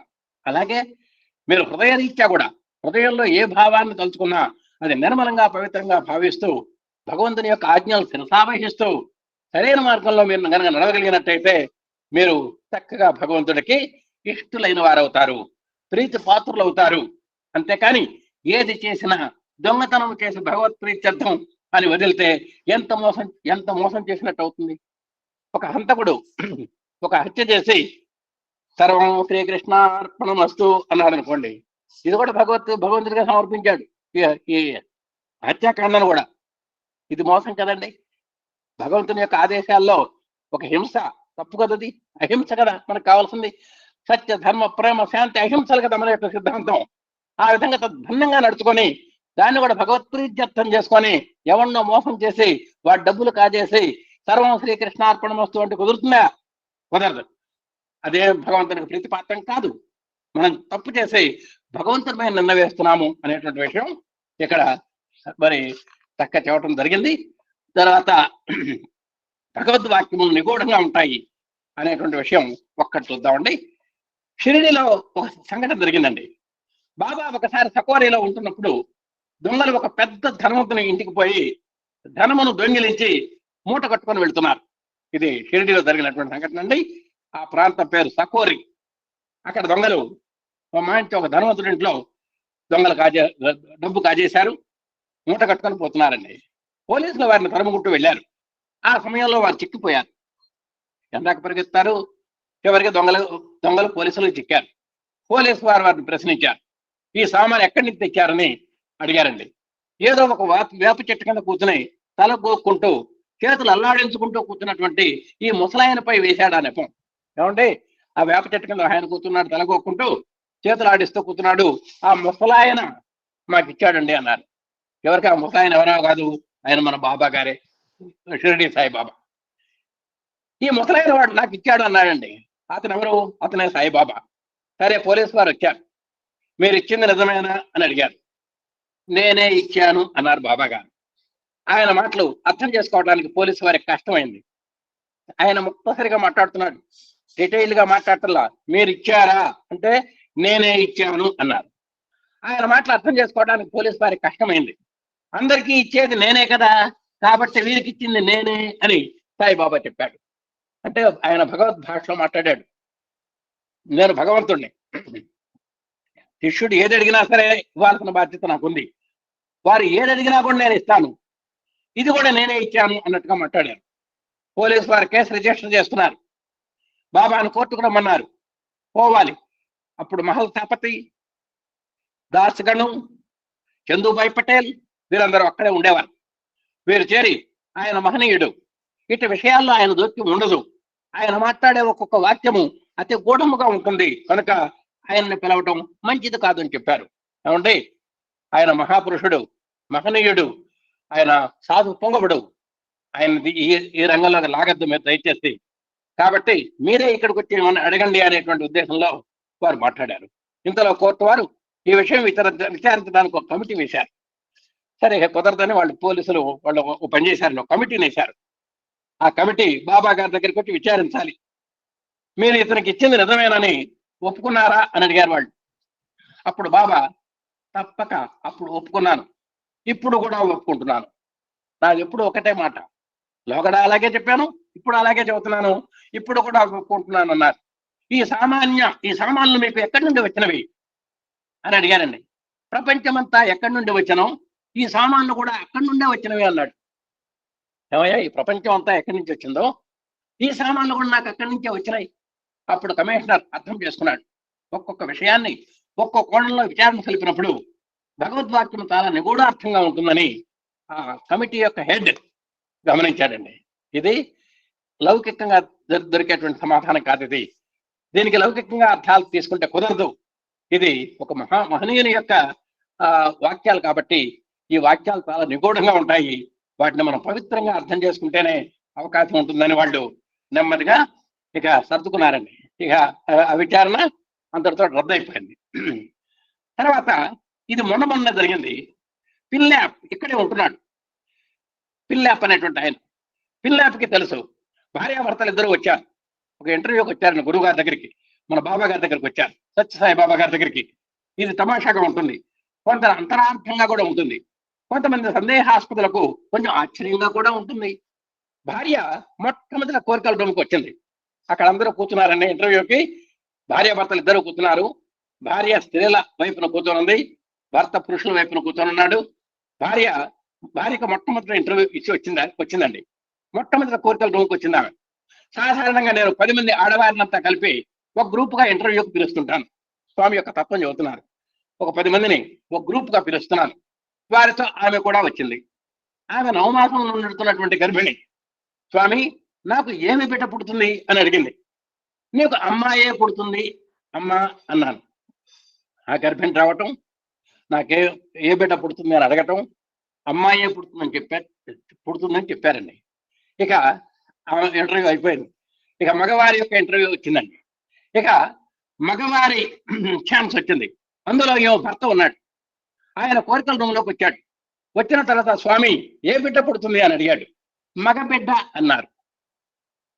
చూడండి, మీరు ఇక్కడ గమనించాలి. ఆమె వచ్చినప్పుడేమో ఆడబిడ్డ పుడుతుంది అని చెప్పారు, భర్త గారు వచ్చినప్పుడు మగబిడ్డ పుడతాడు అని చెప్పారు. ఈ 2 పాయింట్లు మీరు గుర్తుపెట్టుకోండి. తర్వాత వీరిద్దరూ బయటకు పోయి భార్యాభర్తలు ఇద్దరు కలుసుకున్నారు. నీకేమి చెప్పారు? నాకు ఆడబిడ్డ. నీకేమి చెప్పారు? నా కొడుకు. ఏమిటి ఇలా చెప్పారు అనుకున్నారు. మరలా కూర్చున్నారు. అంటే ఎక్కడ కూర్చున్నారు? మళ్ళీ ఇంటర్వ్యూ లైన్లో కూర్చున్నారు. నన్ను పిలిచినప్పుడు నీవు రా, నిన్ను పిలిచినప్పుడు నేను వస్తాను అని ఒకరితో ఒకరు చెప్పుకున్నారు. వీరు ఈ విధంగా మాట్లాడుకున్నది నాకు తెలుసు. స్వామివారికి తెలియకుండా ఉంటుందా? ఆయన సర్వవ్యాపకుడు, సర్వజ్ఞాని.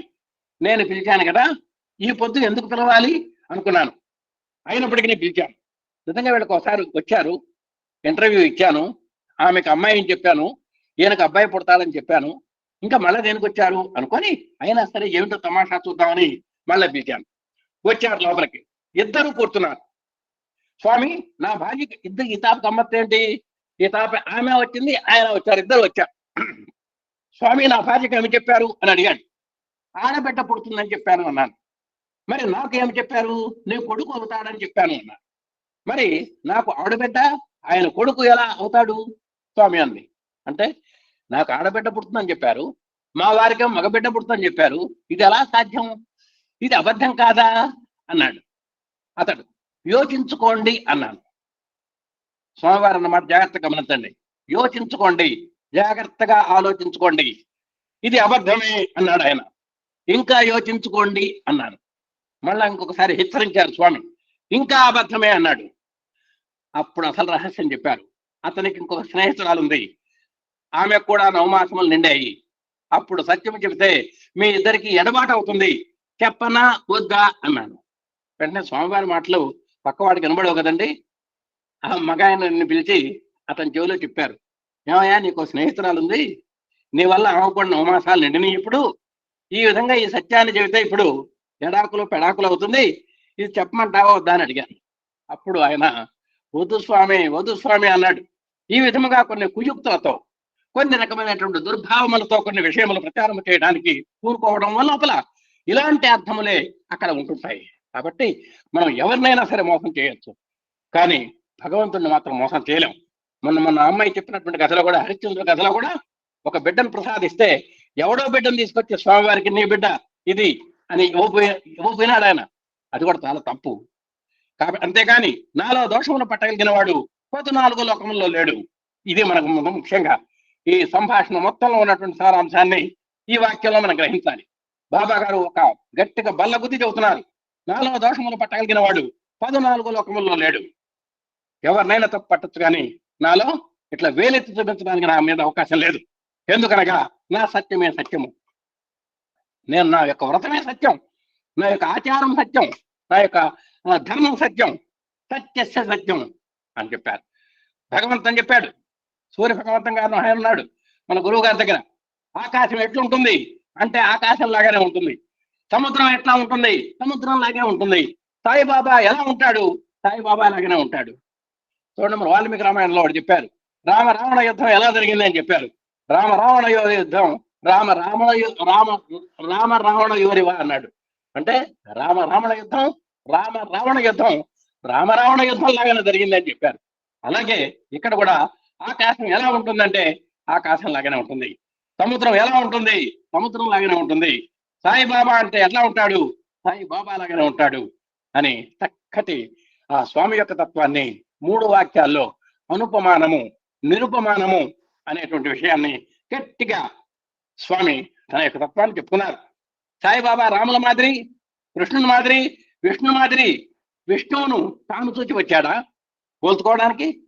విష్ణువును అతడు చూడలేదు. సాయిబాబా అంటే అర్థం కాదు. ఇద్దరికి కంపారిజన్ సాధ్యమవుతుందా? కాదు. కనుక రాములు రాములే, కృష్ణుడు కృష్ణుడే, సాయిబాబా సాయిబాబాయే. పోనీ రాముడిలాగా అని చెప్పామనుకోండి, రాముడిని ఏమైనా చూశాడు ఆయన? పోల్చుకోవడానికి కుదరదు కదా. కాబట్టి ఆయన ఎవరు రాముడిని చూడలేదు, కృష్ణుడిని చూడలేదు. కాబట్టి రాముడు రాముడే, కృష్ణుడు కృష్ణుడే, సాయిబాబా అంటే సాయిబాబాయే. ఈ రకంగా మీరు చూసుకోవాలి. అన్నిటి యందు భగవంతం వరల్డ్స్ కాన్ఫరెన్స్ లో నేను దేవుడు అని స్వామి చెప్పాడు. అంటే సత్యసాయి బాబా దేవుడు అని గట్టిగా బల్లగుద్ది చెప్పాడండి సూర్య భగవంతం గారు. అంత మాత్రంతో నేను సరిపెట్టుకోలేదు. నేను మాత్రమే కాదు, మీరు కూడా దైవమే అని చెప్పాను. భగవంతం గారు అక్కడ చదువుతుంటే నొక్కి అక్కడ ఆపి సూర్య భగవంతాన్ని బాబా గారు, నేనే కాదయ్యా, నేనే భగవంతుడిని కాదు, నువ్వు కూడా భగవంతుడివే అని చెప్పాను. ఈ సత్యం మీరు గుర్తుంచుకోవాలి. మీరందరూ విరాట్ స్వరూపులే, మీరు కూడా దివ్యాత్మ స్వరూపులే. ఆ దేవుడు మీ యొక్క దేహంలో కూడా ఉంటున్నాడనే సత్యాన్ని మీరు తెలుసుకున్నప్పుడే దేవుని యొక్క సత్యం గురించి మీకు తెలుస్తుంది. అంతవరకు తెలియదు. కనుక మీలో ఉన్న దేవుని మీరు సక్రమమైన మార్గంలో అర్థం చేసుకొని ఈ దేవుణ్ణి చూడటానికి వస్తే ఆ దేవుడు ఈ దేవుడు ఫ్రెండ్షిప్ అయిపోయి ఏక ఆకారంలో కనిపిస్తారు. చూచారా అన్నారు. మీరు రాముడిని ఆరాధించేటట్టయితే, శ్రీకృష్ణ ఆరాధించేటట్టయితే, ఇంకో శివుణ్ణి ఆరాధించేటట్టయితే మీరు అదే దృష్టితో ఇక్కడికి రండి. ఆ దేవుడిని చూడటానికి వస్తే ఈ దేవుడు కూడా మీకు కనపడతాడు. ఈ దేవుడిలో కూడా మీ రాముడు కనపడతాడు. ఈ దేవుడిలో కూడా విష్ణుమూర్తి కనపడతాడు. ఈ దేవుడిలో కూడా శంకరుడు కనపడతాడు. చివరికి ఆ దేవుడు ఈ దేవుడు ఫ్రెండ్షిప్ అయిపోయి నీకు ఏక ఆకారంలో ఇస్తారు అని చక్కగా చెప్పడం జరిగింది. మరి ఇప్పటికే కొంచెం కాలాతీతమైంది. మరి జీవుడు దేహమందు హృదయమందు దేవుడు.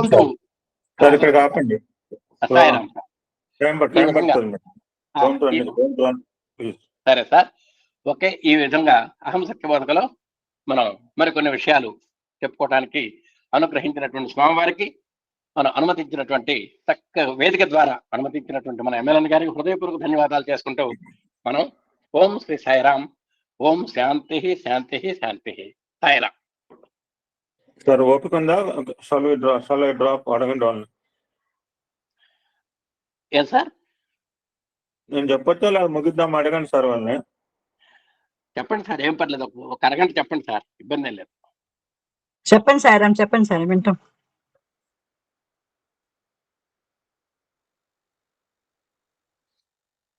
ఓకే, నాకు కూడా సిలబస్ చాలా ఉంది, ఎందుకంటే నేను మళ్ళీ బయటకు వెళ్ళాలి.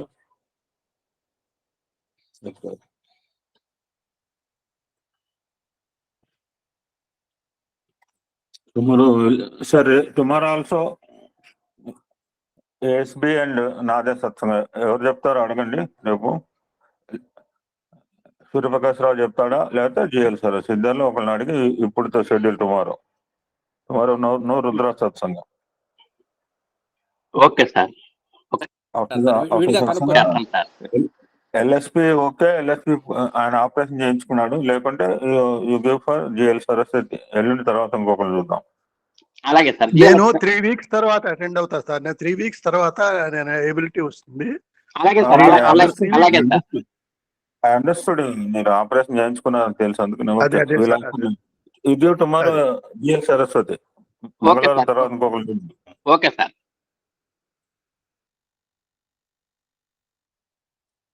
వేరే సబ్జెక్ట్ వెళ్దామంటే టైం పడుతుంది. So let us see about Rama. What is the glory of Rama? కొన్ని విషయాలు యాక్చువల్గా బయటకు వెళ్తే చెప్దాం అనుకున్నాను వైజాగ్లో ఎలాగో నేను మాట్లాడదలుచుకోలేదు. ఇప్పుడు వేరే టాపిక్ మొదలు పెడితే కాదు కూడా అది. Tomorrow will see the regular topic. Rama is call సకల గుణాభిరామ. ఎలా అంటారు, ఎందుకంటారు?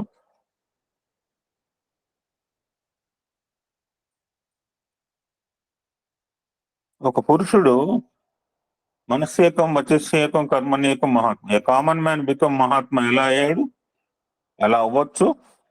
గాంధీ మహాత్ముడే కాదు, మహాత్ముడు అంటే మహాత్మా ఆయన.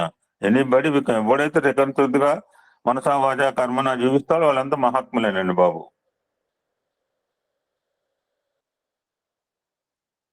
పురుషుల నుండి పుణ్య పురుషులు వేరయ్యా అన్నట్టు, మరి ఎవరు అన్నాడో నాకు తెలియదు. వేమనండి, వేమన సార్. ఓకే ఓకే, మరి ఎలా పురుషుడు అంటే వేరు, పుణ్య పురుషుడు అంటే మరి ఏం డిఫరెన్స్ చూపించాడు ఆయన. కనపడుతుంది, కాస్త డిఫరెన్స్ గానే ఉన్నారు. పురుషుడు వేరు, పుణ్య పురుషుడు వేరు. వాట్ ఈజ్ పుణ్య పురుష? పుణ్య పురుషుడు అనిపించుకోవాలంటే అంటే పురుషుడు ఈ డిఫరెంట్ ఫ్రమ్ పుణ్య పురుష. ఆ మాస్త మనకి తేడా మనకు తెలుస్తుంది కాస్త కూస్తో. వీడెవరు పుణ్య పురుషుడే మనమే అంటాం. అంటే ద వే ఆఫ్ లివింగ్, అతని జీవన విధానం చూసి, అతని యొక్క ఆచార వ్యవహారాలు చూసి, ఇవాళ మా ఇంటికి వచ్చిన అందరూ కూడా పుణ్య పురుషులే, ధన్యజీవులు కూడా. ఎందుకంటే చూశాను కానీ చెప్తున్నాను, మీరు కూడా చూడండి, మీరు చెప్పచ్చు. ఇంకా చాలా మంది చూసాం మనం కనపడే వాళ్ళు పుణ్య పురుషులు చాలా మంది ఉన్నారు. అది చూసుకునే రాశాడు వేమన గారు, అంతగా రాయలా. సో మెనీ పుణ్య పురుష దేర్ ఇన్ కలియుగ ఆల్సో. ఏంటంటే ఎలాగా కేటగిరీ చేస్తారంటే, రాణించాలంటే ఉత్తమ గుణాలు కొన్ని అలవర్చుకొని జీవన విధానం సాగించాలి అని ఆయన చెప్పుడు కాదు, వేమన చెప్పలా, స్కాంద పురాణం చెప్పింది. పురాణమే చెప్పింది, తర్వాత వేమని చెప్పాడు. ఉత్తములు అంటే ఎవరు? ఎందుకంటే ఈ డౌట్ వచ్చింది ఒక ఆయనకి, వాల్మీకి. ఒక ఉత్తముడు గురించి రాయమని, ఎవరు ఉత్తముడు అంటే మరి ఉత్తముడు కూడా కథ చెప్పమన్నాం, బాగానే ఉంది. ఎవరి గురించి చెప్పుకుంటున్నాం? అదృష్టం కూడా నెల రోజులు బట్టి 1 month అయిపోయింది అక్కడ అయోధ్య రామాలయం పాతబడిపోయింది. మనం ఇంకా స్టిల్ డిస్కషన్ కాబట్టి ఆ ఉత్తమ గుణ సంపన్న గురించి మాట్లాడుకుంటున్నాము. ఒక ఉత్తముడు కథ రాయి, పుస్తకం రాయన్నట్టు. ఉత్తముడు అంటే ఎవరు మరి? ఎలా ఉంటే ఉత్తముడు అంటాడు? ఎవడిని ఉత్తముడు అంటాడు? ఎవడు పడితే ఆయన ఉత్తముడు ఎలా అంటాడు? ఉత్తముడు అంటే ఎవరు? ఎటువంటి ఉత్తమ గుణాలని నారదుని అడిగాడు వాల్మీకి, ఎవరు ఉత్తముడు అంటే. నిన్న మా సార్ ఎవరు పెట్టారు, విజయనగరం సార్, కొంచెం ఇంగ్లీష్ లో ఉంది, ఏదో పూర్తిగా బుర్రకెక్కల, జస్ట్ వెయిట్. పుస్తకాలన్నీ అందుబాటులో పెట్టుకున్నాం, వాళ్ళు చూశారు. కొన్ని బుక్స్ హ్యాండ్ చేయి జాపితే అందుతాయి సార్.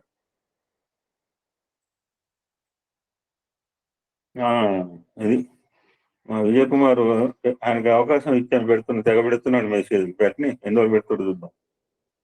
ఏం పెట్టాడంటే నిన్న, life is not about pleasing every one.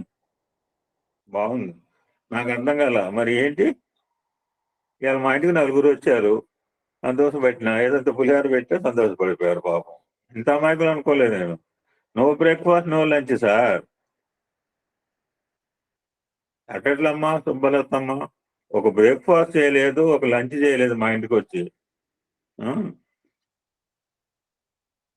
ఇంత పులిహార పెడితే సాటిస్ఫై అయిపోయారు అమ్మా మీరు? So life is not about pleasing every one. ఏంటి మరి? దురపకంలో ఉన్న అందరినీ ఐ కాంట్ సాటిస్ఫై. ఏదో ఒకరిద్దరు, భగవంతుడే అందరిని తృప్తిపరచలేకపోయి మనం ఎలా చేస్తామండి? మరి ఏంటి మరి? ఇది answer. Who are you?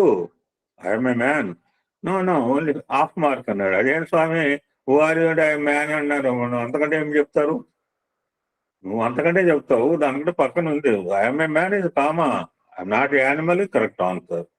Who writes I am a man, comma, I am not animal, I will give 1 mark out of 1.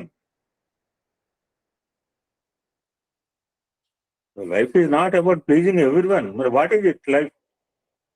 It is about hurting no one. Help ఎవరి సంగతి దేవుడు ఎరుగా, హెల్ప్ ఎవరి సంగతి దేవుడు ఎరుగండి, హర్ట్ నెవర్. అందుకని ఉత్తపెట్లా మనం ఏం చేస్తాం హెల్ప్ అని తెలుసు, మనం మా ఈ మానవుడు హెల్ప్ ఏం చేయడం తెలుసు. You don't do help but don't hurt never. రాత్రి రాస్తున్నాను డైరీలో, ఆయన విజయ్ కుమార్ పంపించింది. ఇలా రాస్తేనే డైరీ నిండిపోతున్నాయి. డైరీలోనే చూపించిన వాళ్ళకి. ఇలా ఫస్ట్ డైరీ కూడా చూపించా నేను, అది 1991 రాసింది. ఇంకా కాగితాలు ఊడిపోవాలి, బాగానే ఉంది. ఏంటి మాట తిరగేసిన పుస్తకం.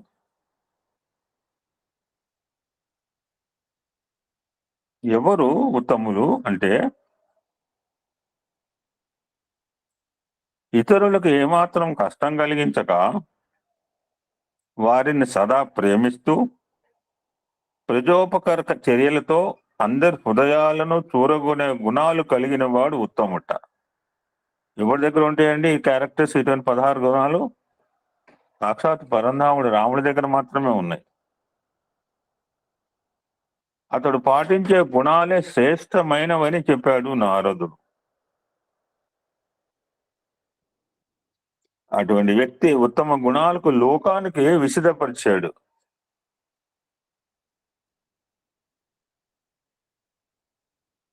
త్వరగా కార్యాన్ని నిర్వహించమని ఇతరులు చెప్పే ముందే దాన్ని నిర్వహించి మెప్పు పొందే లక్షణం ఉత్తములది. ఇది విజయానికి సోపానం అంటున్నాడు.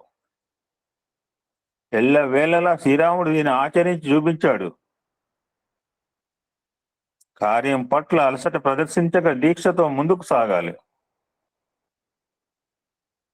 యుద్ధరంగంలో రాత్రింబావుళ్ళు 14,000 మంది రాక్షసులను అలవోకగా జయించి ఏమాత్రం అలసట కనబరచని వాడు రాముడు. ధర్మాన్ని ఆచరించడం మహాపురుషుల లక్షణం అండి. అన్నా రాజ్యార్హత నీకే ఉందని భరతుడు ఎంత వేడినా అతడి ప్రార్థనను సున్నితంగా తిరస్కరించి ధర్మాన్ని, ధర్మ స్వరూపాన్ని సంపూర్ణంగా ఆవిష్కరించాడు రఘురాముడు అంటున్నాడు. అద్భుతాన్ని వ్యాసం రాశారండి ఎవరో మహనీయుడు. ఆ టైటిల్ నాకు బాగా అనిపించింది, సకల గుణాభిధి. అంటే ఇవాళ నేను చెప్తాను అనుకోలే యాక్చువల్గా ఇది, ఎందుకంటే కాలాతీతమైంది. యాక్చువల్గా వాడు నేరేటప్పుడు ప్రహ్లాద స్వామి టోడ్ వాటప్పుడు ప్రహ్లాద, బట్ సమయం లేదని చెప్పి I'm taking this supplementary topic.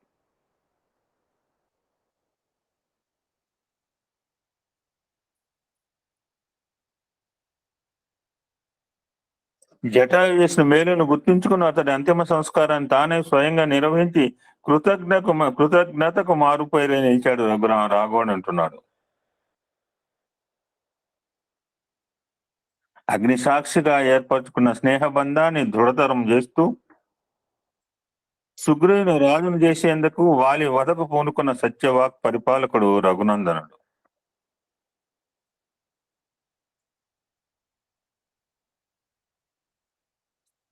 తండ్రి ఆదేశాన్ని తలదాల్చి పితృవాక్య పరిపాలన అనే దృఢవ్రతాన్ని చేపట్టిన 100 నీయుడు దాసి పితృవాక్య పరిపాలన అంటుంటా, ఇది అన్నమయ్య అంటుంటాడు ఏదో పెళ్లి అయిన తర్వాత, అంతేనా? పితృవాక్య పరిపాలన ఏదో మర్చిపోయాను, డైలాగ్ గుర్తు రావట్లేదు. ఎవరిని చెప్పండి, ఇద్దరిని పెళ్లి చేసుకున్న తర్వాత అంటుంటాడు.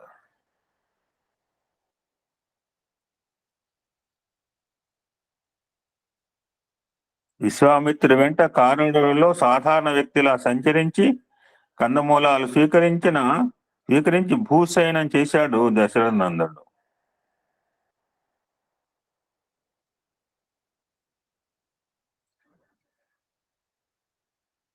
అందుకనే ఉత్తర భజన దశరథ నందన శ్రీరామచంద్ర ధర్మ సమ్రాట్ ఉత్తగా వచ్చినాయండి పదాలు భజనలు.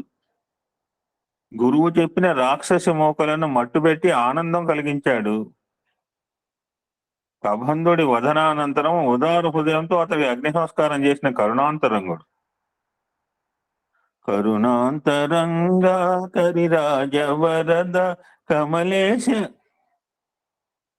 శ్రద్ధాశక్తులు కనబర్చి క్రమశిక్షణతో సకల శాస్త్రాలు వేదాంగాలు నేర్చి, ఆయన ఎందుకు నేర్చుకున్నాడు? వాటి ఆవశ్యకతను లోకానికి అందించడానికి. ఆయన చదువుకోకల స్కూలుకు పోయి రాముడు కృష్ణుడిపై స్కూల్ చదువుకోకుండా సత్యసాయిబాబా స్కూల్ పోక్కర్లేదు. మనకు మంచి విషయాలు తెలియాలంటే, సన్మార్గంలో పోవాలంటే, ఉత్తమ విలువలు తెలియాలంటే మనం గురువుని ఆశ్రయించాలి. We should learn. సో అందుకనే నేను 4 ఏళ్ళు చెప్తా. Learning, listening. ఫస్ట్ లిజన్ అండి, శ్రవణం పెట్టారు అనుకో. Listening, learning, lifting and loving. ఈ 4 ఏళ్ళు జీవితంలో చాలా ముఖ్యం. లిజనింగ్, మీరే చెప్పిన ప్రతి మాట నేను చాలా జాగ్రత్త వింటాను సార్. మీరే కాదు సార్ కూడా సార్, ఎవ్వరు చెప్పిన ప్రతి అక్షరం కూడా నేను జాగ్రత్తగా వింటాను సార్, కేర్ఫుల్ గా. Every letter I will here. మీరు మాట్లాడేది అనుకుంటాడు ఇప్పుడు అంటే నేనేం చేస్తున్నా మీకు తెలియదు కదా. ఇక్కడ పెట్టేసి అక్కడ తిరిగి వస్తే ఏమో 40, ఎందుకంటే ఆఫ్టర్ 45 minutes కదా నా సెకండ్ హాఫ్ లో సత్సంగం కదా. నేను ఎక్కడైనా తిరిగి రావచ్చు, బజార్ కూడా పోయి రావచ్చు ఆన్ చేసి. వాటికి నేను రాసుకుంటా, ఎవడు జాయిన్ అయ్యేది రాసుకోవాలి, లిస్ట్ రాసుకోవాలి. ఆ రూమ్ లో ఇందాక ఏదో నీళ్ళు తాగుదాని పోతే మళ్ళీ ఎవరిని జాయిన్ అయ్యాడు అని అండర్లైన్ చేసుకుపోయినా.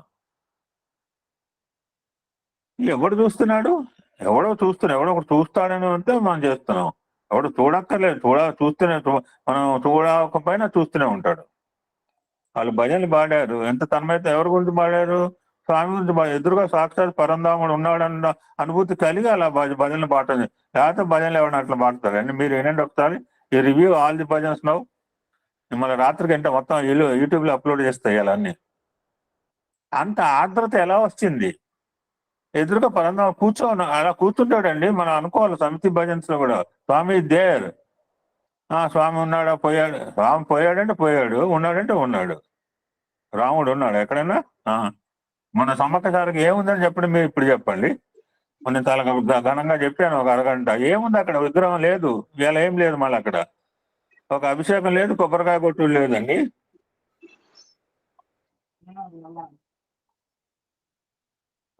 లెసన్ టు రాముడు రామాయణం ఉత్తగా కాదు. నేను జాగంటే ఆయన చెప్తుంటాడు, ఒక్కోసారి చదివితే ఒక్కో రకంగా అర్థమవుతుంటాడు, డిఫరెంట్ వేస్ లో అర్థమవుతుంది ఆ పుస్తకం చదువుతుంటే. అటువంటి కార్యదీక్ష దక్షుడే అపార పారావారధిని దాటి ఇందాక సార్ చెప్పాడు. ఇప్పుడు వీళ్ళకి కోతుల యొక్క హెల్ప్ అవసరం అండి రామచంద్రమూర్తికి. స్వామి అన్ని మీరేం చేసుకుంటున్నారు అంటే, నాకు ఆంజనేయులు లాంటి వాడు దొరకలే అన్నాడు స్వామి ఒక ఆయనతో. నాలో ఉంటాడు, స్వామి అన్ని మీరే రాసుకుంటాం. ఇప్పుడు ఆయన ఎందుకు ఇప్పుడు చదివిన లెటర్లన్నీ ఇది లెటర్ కాదు, మనం చెప్పిన ఇప్పుడు ఇవన్నీ స్వామి అన్ని మీరే చేస్తున్నారు, పోస్ట్ చేస్తున్నారు. నాకు ఆంజనేయులు లాంటి వాడు దొరికితే నేను ఆయనకి చెప్పామని అన్నాడు రాముడు. స్వామికి 80 సంవత్సరాల కాలంలో ఆంజనేయులు లాంటి భక్తులు దొరకల. కార్యదీక్షాదక్షుడై అపార పారావారధిని దాటి దుర్భేద్యమైన లంకను చేరి అరివీర భయంకరుడే శత్రుసేనను నిర్జించాడు. అంతులేని భక్తి విశ్వాసాలతో తనను వేడిన ముని బృందాన్ని కాపాడేందుకు కంకణం కట్టుకుని శత్రుమూకలను చీల్చి చెండాడిన భయమూర్తి. ఎందుకు బాణం స్వామి మీకు ఆ జంగల్లో ఉంటున్నారు కదా, ఈ ఒక్కడే నాకు నచ్చలేదండి. ఇప్పుడు జంగల్లో రకరకాల వాళ్ళు ఉంటారు, అడవిలో ఉన్నప్పుడు అవసరమైతే అనేది. నేను అందులో that I'm the king of the Ayodhya. Sorry Rama అని అప్పుడు కాలం ఇవ్వబడింది సీత. ముందు నోరు జారింది, దానికి ఫలితం అనమాట. లంకలో మహనీయుడి దగ్గర నోరు జారితే ఏంటంటే ఎవ్రీబడి హ్యావ్ టు రియాక్షన్ చెప్పాడు ఆయన మన సుందరకాండలో. కొంచెం చులకనగా మాట్లాడింది, ఆ ఫలితం అనుభవించింది. ఎడబాటు, దుఃఖం. అంటే ఎంత నాటకము. మళ్ళా ఒక రకంగా ఆలోచిస్తే కోపాన్ని జయించిన వారు జితక్రోధులు. తనను అడవి పంపిన పినతల్లి కైకను కొంచెమైనా నిందించక శాంతవర్తనుడై ఆమె పాదాలకు ప్రణమిలిన పుణ్యమూర్తి శ్రీరామచంద్రమూర్తి. ఎవరో వాడితో దశరథ మహారాజుని, నువ్వు ఆవిడని నిందించకు, ఆవిడ కూడా మాతోనే ఉండని, ఆవిడ కూడా అన్ని పనులు చేసే అని దశరథ మహారాజుని అడుగుతాడు రామచంద్రమూర్తి. అపూర్వమైన తేజస్సుతో వెలుగొందుతూ శత్రువులకు కంటిపై కునుకు లేకుండా చేసిన కాంతిమంతుడు. ఇతరుల దోషాలను లెక్కించని వాడు, అసూయ అంటే తెలియని వాడు రాఘవుడు. తన వారి దోషాలను ఎంచక రాజ్యాన్ని తృణప్రాయంగా త్యజించి అడవుల పాలైన రాముడు స్థవనీయుడు. ధర్మ పరిరక్షణ కోసం వీరత్వం ప్రదర్శించి శత్రువులకు గుణపాఠం చెప్పమని వహిస్తోంది రాజనీతి. యుద్ధంలో వైరు వీరులను తుదముట్టించి లోక కళ్యాణానికి నాంది పలికినవాడు శ్రీరామచంద్రమూర్తి అంటున్నాడు. ఇన్ని గొప్ప గుణాల మేలకలేకే రాముడి జీవితం అని చెప్పాడు నారదుడు. అందుకే ఆయన సకల గుణాభిరాముడు. టైటిల్ ఉత్తగా చెప్పలేదండి. సకల గుణాభిరాముడు అంటే ఎట్లా అంటే ఇన్ని మాటలు చెప్పాడు ఆయన గురించి. ఇన్ని రకాలుగా ఉన్న వాళ్ళకు my life is my message అన్నాడు. పుస్తకమే ఉంది, నా జీవితమే నా సందేశం, జంజాల సోమబాబు గారు. 26 రకాలుగా లక్షణాలు స్వామి ఆచరించి డిఫరెంట్ సిచ్యువేషన్ లో ఆచరించి చూపించారు. పంచమానవతా విలువలు, సమైక్యత, ప్రేమ, భక్తి, సహనము, క్షమ, ఓర్పు ఎన్నో ఉంటాయి. బుక్ చూడండి. మళ్ళీ ఎప్పుడైనా అవకాశం రాదు మళ్ళీ ఈ సత్సంగాలు. విన్నవాళ్ళు అదృష్టవంతులు. ఎవడన్ దిస్ నేను ఇనిషియల్ స్టేజ్ లో, ఎందుకంటే కొత్తలో యజ్ఞం ముందుకు సాగాలంటే డిఫికల్టీ విషయాలు చెప్తే ఎవరైనా పారిపోతారని చెప్పి మంచి ఇంట్రెస్టింగ్ టాపిక్ మేము అప్పుడు చదువుకున్నాం. My life is my message, నా జీవితమే నా సందేశం అని అద్భుతమైన బుక్లెట్. అందుకని రాముడు సకల గుణాభిరాముడు. వీటిలో కొన్నింటినైనా అందిపుచ్చుకుని ఆచరిస్తే మానవ జీవితం ధన్యం అవుతుంది అని ఒక అద్భుతమైన టాపిక్ ఇదండి. ఇప్పటికీ కాలాతీతం దగ్గర పడుతోంది. బుర్రలో హీట్ ఎక్కువ ఉంటే జనాలకి. కంక్లూడ్ నేను మాట్లాడుతుంటే ఇలా సాగుతూనే ఉంటుంది. So you can conclude here today. Tomorrow will continue the Prahlada చరిత్ర. ఓం శాంతి శాంతి శాంతి. సమస్త లోకా సుఖినో భవంతు, లోకా సమస్త సుఖినో భవంతు. ఓం శాంతి శాంతి శాంతి.